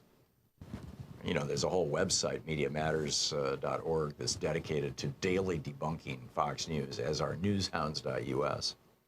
Anyhow, that's with a $30 gift. With a $72 gift, you get the Free Speech TV water bottle. That's with $72. With a $120 gift, you get a copy of the Thom Hartmann Reader. This is a collection of chapters from about a dozen different books that I've written that are all put together into one paperback book, so you can kind of sample a whole bunch of my other books. It's the Thom Hartmann Reader, autographed by the author, with a $120 gift. With a $240 gift, you get Howard Zinn's book, A People's History of the United States, and a DVD of the People's History. It's called A People's History, Bread and Roses, that Howard Zinn helped put together, the extraordinary late Howard Zinn. Plus, Reverend William Barber's new book, Third Reconstruction. That's with a $240 gift. Howard Zinn's A People's History, the DVD, and the William Barber book. With a $360 gift, you get all the books and the DVDs. That is to say, my book, the Thom Hartmann Reader, the collection of chapters of different books of mine. You get Reverend William Barber's Third Reconstruction, which is just an absolutely brilliant book. You get Howard Zinn's A People's History of the United States, and you get the DVD by Howard Zinn, A People's History, Bread and Roses. So all of those things, all the books and DVDs, it's a combo with $360 gift, which, by the way, these larger gifts, $240, $360, $480, they can be done on a monthly basis over the course of a year, thus these particular unique numbers. So $240 a month is $20, or a year is $20 a month for a year. $360 is $30 a month for a year. $480 is $40 a month for a year. So if giving $360 to support Free Speech TV is tough, but giving $30 a month is doable, then please, jump on it, go for it. And that, by the way, helps support Free Speech TV over the long term. It gives them a more predictable income stream. So anyhow, that's the $360 gift. With a $480 gift, or $40 a month for a year, you get the Everything Kit, and that includes the Is It True or Did You Hear That on Fox News? Free Speech TV magnet, the Free Speech TV water bottle, all the books, the book autographed by me, the Thom Hartmann Reader, Reverend William Barber's book, the Howard Zinn book, and the Howard Zinn DVD. And with a $1,000 gift, come to Portland and I'll take you to lunch. There's a real nice restaurant right down the street from us where we've been taking people lately. Looks out on the Columbia River. It's just beautiful, and it's a real nice time. We'll work that out. So that's with a $1,000 gift to come to Portland, and we'll have a good time. So that's in summary. But the really important thing is helping keep this network on the air. I mean, this is a really big deal. That Free Speech TV is the only independent progressive network out there right now. It's the only one, and it's the only nonprofit that I think probably is ever going to be out there in any consequential way. And it has grown extraordinarily because of your help and support. So now's the time to kick in. Now's the time to step up. Please help out Free Speech TV. Keep this thing going. Call now, the number on your screen, and make your contribution to Free Speech TV. Want to connect with the show online? You can find the Thom Hartmann Program on Facebook, Twitter, and Instagram.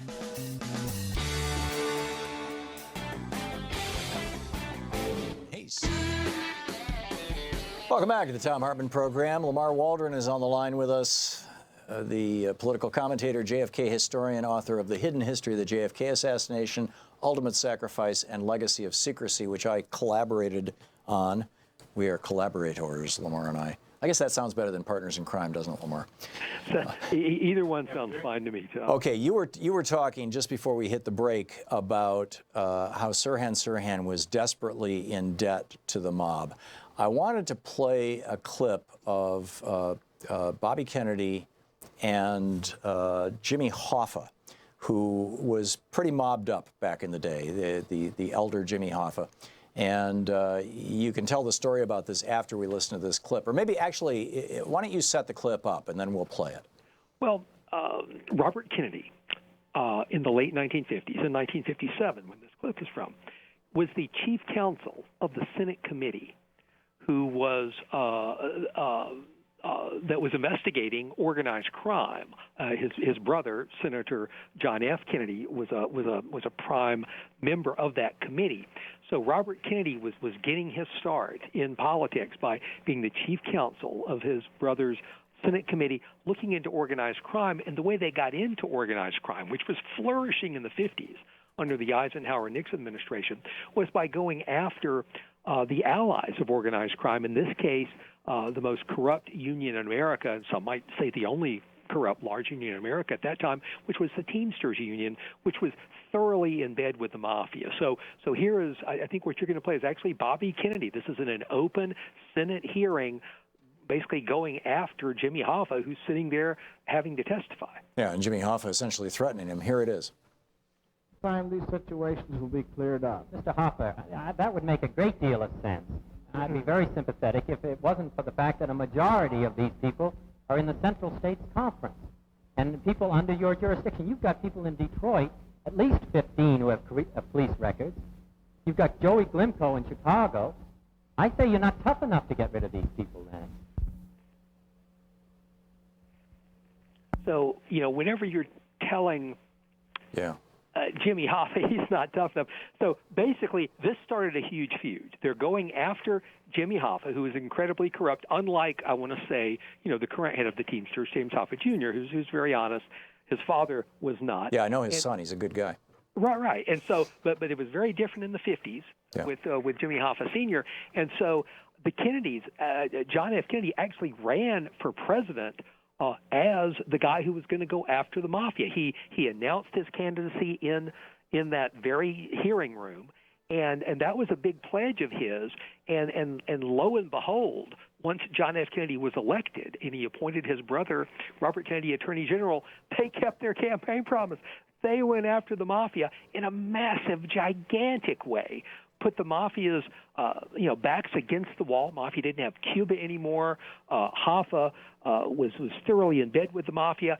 And by the summer of 1962, Hoffa, as we later learned from an informant, was planning to kill Robert Kennedy, because he felt he had no choice.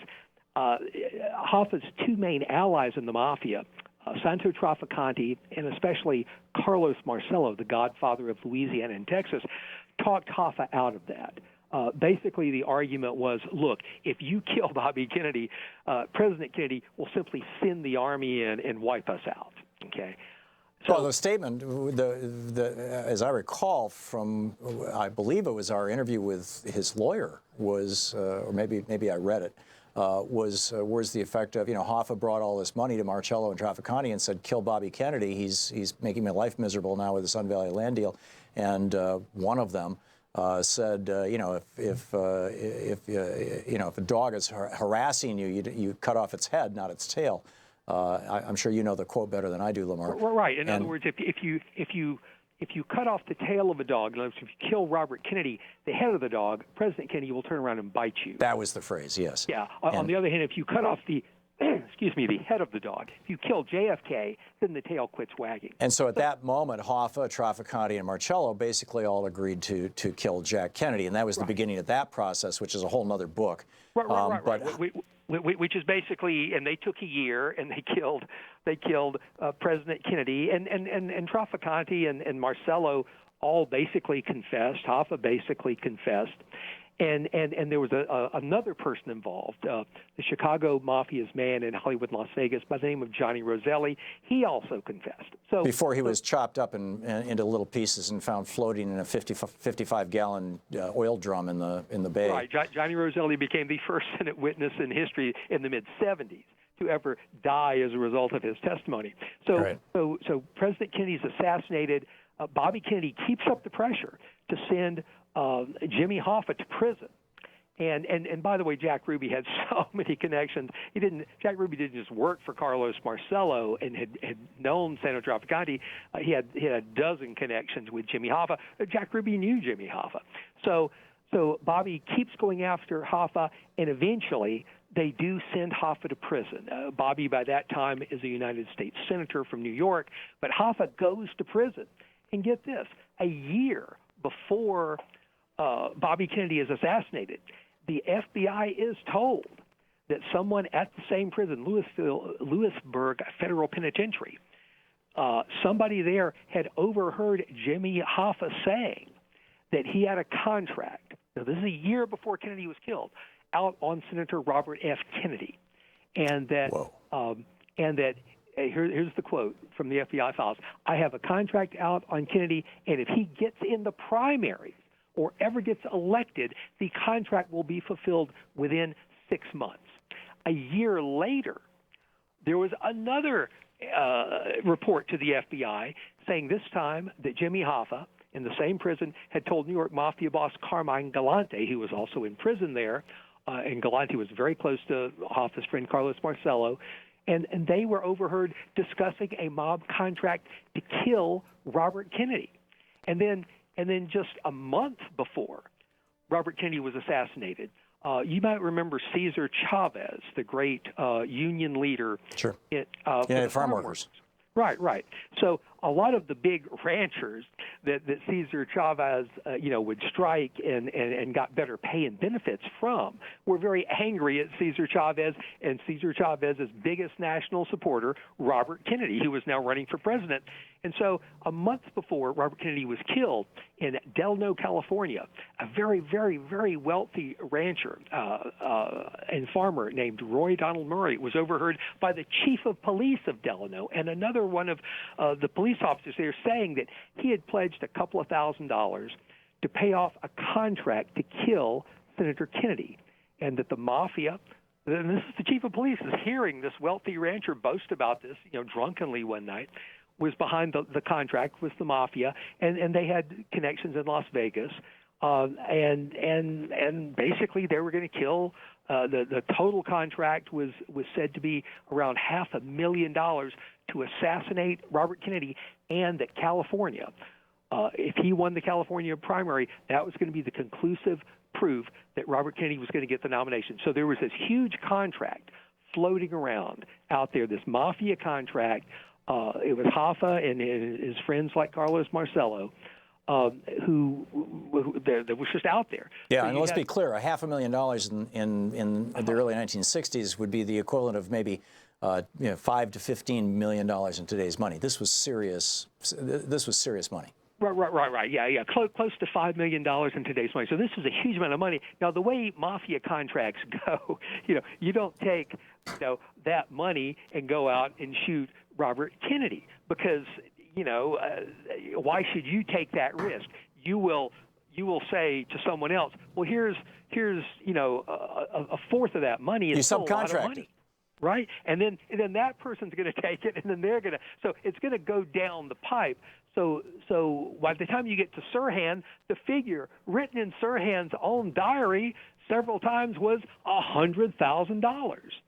And so Sirhan had never shot anybody. Now, two of Sirhan's three brothers had criminal records ranging from attempted murder to narcotics convictions. So one of the horse-type people that Sirhan had worked for was a mafia guy who used an alias.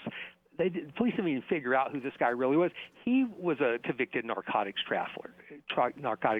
So plenty of ways for people to learn about this Sirhan. Let him run up some early winnings, and then you yank his good advice and tips, right. And then suddenly he's God knows how much in debt, but so he was going to apparently get $100,000 in his diary. He keeps repeating, the figure of $100,000 and pay to the order of, pay to the order of, pay to the order of, on the same pages where he talks about killing Robert Kennedy. Now, people have said, Sirhan has said, he was mind controlled and all this kind of stuff.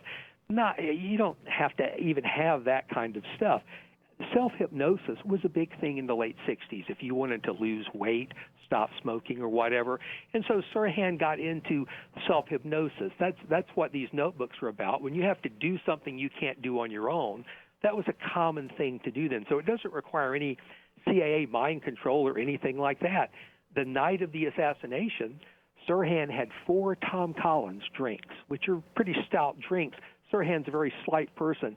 So he was essentially, and he was witnessed being this way, essentially drunk. So when he says he doesn't really clearly remember that night, I would actually tend to believe him. But he wasn't the only one involved. Of course, you've got these people, paying money. His brothers never even were in a police lineup because Sirhan wound up with, guess what, not 1, but 2 mafia lawyers.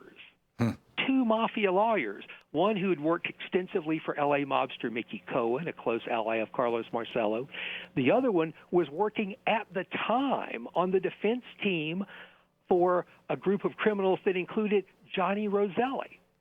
So when Sirhan's lawyers basically tell him to admit what he did, and he did in open court. Sirhan said, well, I shot him, when they don't question any of the evidence. And there's so many serious questions about all of the evidence and witness statements. It's just ridiculous. Sirhan's brothers started complaining about these 2 mafia lawyers, and one of Sirhan's brothers, a month after Robert Kennedy was assassinated, one of Sirhan's brothers was the subject of an intimidation attack at 4:30 a.m. on the Pasadena freeway, when he's been lured there in the middle of, no traffic, no one around, and 2 cars came up on either side, and one flashes a gun at him and starts shooting into Sirhan's brother's car, basically, which is something that Marcello had done just the previous year with a Teamster official that was out of line. And that's a way of saying, shut your mouth. Straighten up, buddy. About this. These 3 mafia lawyers that you have. We're getting short on time here, Lamar. Was there a second shooter? Who else? There were 10 witnesses who saw either another gunman in the pantry where Robert Kennedy was assassinated, or saw someone fleeing the pantry area who could have been another gunman. So that's 10 witnesses, not 1, not 2. And the LAPD was rough on any witness, extremely rough, because we have tapes now on any witness that went against the official Lone Nut account. So that 10 witnesses did that. I'll tell you something else. So Robert Kennedy was shot from the fatal shot was from behind his right ear from a touching point-blank range, 1.5 inches or less. Okay, 14 witnesses, including the hotel the maitre d' who was leading the group, Carl Euchre, said that Sirhan was never closer than 1.5 feet to Robert Kennedy, and he wasn't behind Robert Kennedy; he was in front of Robert Kennedy. And in fact, Carl Euchre, the maitre d', saw Sirhan, pushed him up against the steam table, and so 14 witnesses said he was 1.5 feet or more, in some cases 3 or 4 feet away from Robert Kennedy. He never got close enough to fire that fatal shot. Now, he fired a lot of shots. 5 other people were wounded. They weren't wounded fatally. So, and get this, Sirhan's pistol, this .22 caliber pistol, held at most 8 bullets. There were photographs of 10 bullet holes. Right. What happened? Serious problems here. Lamar Waldron is with us talking about the assassination of Robert F. Kennedy. We'll be right back. You're listening to Thom Hartmann. Visit ThomHartmann.com for audio and video archives. On this topic, ultimate sacrifice and legacy of secrecy in particular, by Lamar Waldron and Thom Hartmann.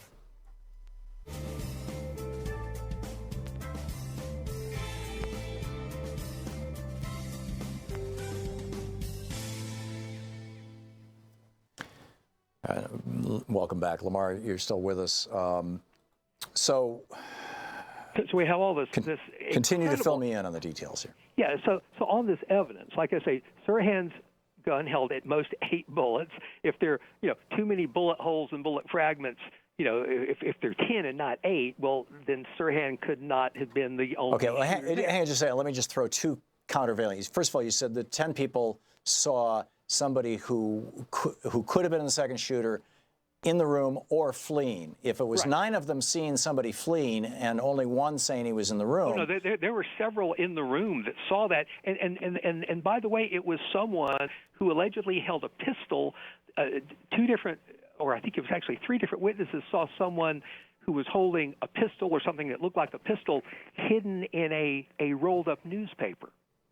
Okay. So, in other words, a very easy way, if you think about it, to hide a gun, especially if that gunman doesn't fire, as the witnesses said, until Sirhan started firing. What Sirhan is firing, you're either looking at him or you're diving for cover, right? Yeah, well, that was my point, is that some of those people might be fleeing because there's gunshots going on. Oh, yeah. So, but again, if the second gunman doesn't take his first shot until after Sirhan has started shooting, there aren't going to be a whole lot was of the witnesses. diversion. There are even this many witnesses. It's kind of remarkable. Right, so Sirhan was the diversion. He was the patsy. He was the Lee Harvey Oswald, although Lee Harvey Oswald didn't even, shoot anybody. He didn't even know that he was going to be the patsy. Right. He was the smoke screen, the thing, the shiny object you're supposed to be looking at. Now, what happened to a lot of this evidence of like ceiling panels, wall panels in the door frame that had all these extra bullet holes that can't be accounted for by Sirhan's gun? Well, after the trial, before Sirhan's appeal in 1969, they were all destroyed. A lot of the photographs of the extra bullet holes and X-rays and everything of the door jams and all like this that had the bullet holes, those were destroyed too. Even the blood drawn from Sirhan. Were there any drugs in addition to the 4 Tom Collinses? Was he legally drunk? Even the blood drawn from Sirhan was destroyed. And by the way, the bullet that killed Robert Kennedy was never positively even linked to Sirhan's gun because it was in fragmented condition. There was the girl in the polka dot dress, this attractive woman with she was often said to be very memorable, having a shapely figure. That was a term that was used a lot. 14 witnesses that night and sightings before the assassination had said that Sirhan was with this girl in the polka dot dress, and there was even a police alert was sent out for that woman. She was never located. By the way, Sirhan did tell an author that the mob lawyers got to work on his defense team about having girlfriends and going to strip clubs and dropping lots of money and all these women all over him, whereas none of Sirhan's friends in the official story, he didn't have a girlfriend. And so clearly Sirhan had been given money. The mob was treating him well in anticipation of what he was going to do. And by the way, there's an audio tape that some analysis say. There's a Washington Post article this week where you can read about this. Some people say that the only audio tape that covers the time of the shooting shows more than 8 shots.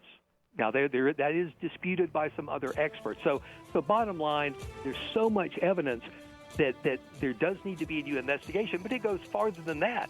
Yeah. David Morales, a CIA officer. Hold that thought, Lamar. And when we come back, we're only going to have about 4 minutes. So let's tighten it up. We'll be right back. Lamar Waldron is with us, filling us in on the RFK assassination. We'll be back.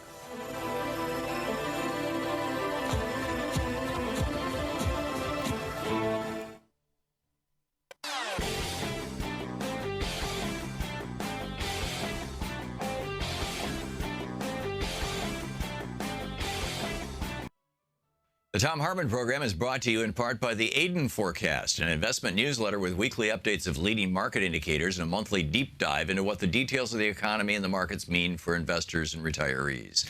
On the web at aidenmarkets.com. The Thom Hartmann Program is brought to you in part by X-Chair, the X-Chair office chair. xchairthom.com is the website, xchairthom.com. Hartmann Program is brought to you in part by Super Beets. Super Beets are sourced from non-GMO beets, and they're packed with dietary nitrates, helping to produce nitric oxide for more energy, stamina, and support for healthy blood pressure levels naturally. For more information, call 800-223-8242 or visit tomsbeets.com.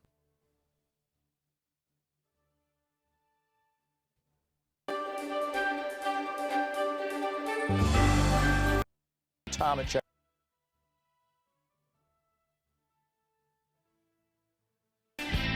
Waldron author of The Hidden History of the JFK Assassination, Ultimate Sacrifice, and Legacy of Secrecy, which I participated with. So, Lamar, just to recap. Sirhan's gun held 8 bullets. There was evidence of 10 or more bullets. This girl in the polka dot dress was missing. All of the evidence, the molding, the doors, the things where the bullets were embedded was destroyed before even his appeal. Now there's an audio recording that apparently has more than 8 shots in it, et cetera. So what do we know about who might have been the actual person who actually murdered Robert Kennedy? Well, let's look at who was behind it, because who was ever paying that person, I would guess he would be a professional assassin, unlike Sirhan. And, of course, that then goes to the mafia, as well as at least one person in the CIA. Johnny Roselli's defense team, one of his attorneys, of course, is one of the 2 mob lawyers Sirhan winds up with for free. And Johnny Roselli's best friend in the CIA was named David Morales. David Morales was a mid-level CIA officer, and Morales did confess, as Roselli and Trafficante and Marcello did, his role in JFK's assassination. David Morales admitted his role in Robert Kennedy's assassination. Whoa. His attorney. So he just flat out, he said, I was in Los Angeles. This is a quote. I was in Los Angeles when we got Bobby. So this guy, the CIA officer, David Morales, he flat out confessed. A mobbed up CIA officer. He wasn't doing this on behalf of the CIA. He was doing this on behalf of the mob. Yeah, he's doing this for his good friend Johnny Roselli. Right. And then Carlos Marcello's brother was recorded talking to a couple of mobsters, one from Los Angeles, with Carlos Marcello. And so Marcello's brother says, we took care of them, didn't we? Using the plural, not meaning we didn't just kill JFK. They got both of them, and they actually laughed about Robert Kennedy's assassination and said some more incriminating things. This is on FBI audio tape. So basically, you've got one mobster, Roselli, his defense team lawyer. So Lamar, we're completely out of time. So the bottom line, we don't know who that professional assassin might have been, right?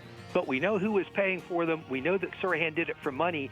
And if we ever get all of the JFK assassination... Great. We're out of time, Lamar. I'm sorry. Thanks so much for being with us today. We'll be back tomorrow. Jefferson Smith is going to be filling in for me. I'm off to New York to the Talkers Convention, and I'll be back on Monday, but you're going to enjoy Jefferson tomorrow. Special thanks to Lamar Waldron.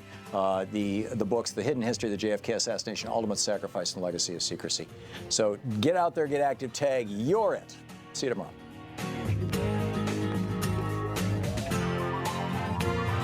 You've been listening to Thom Hartmann. For audio and video archives, visit thomhartmann.com.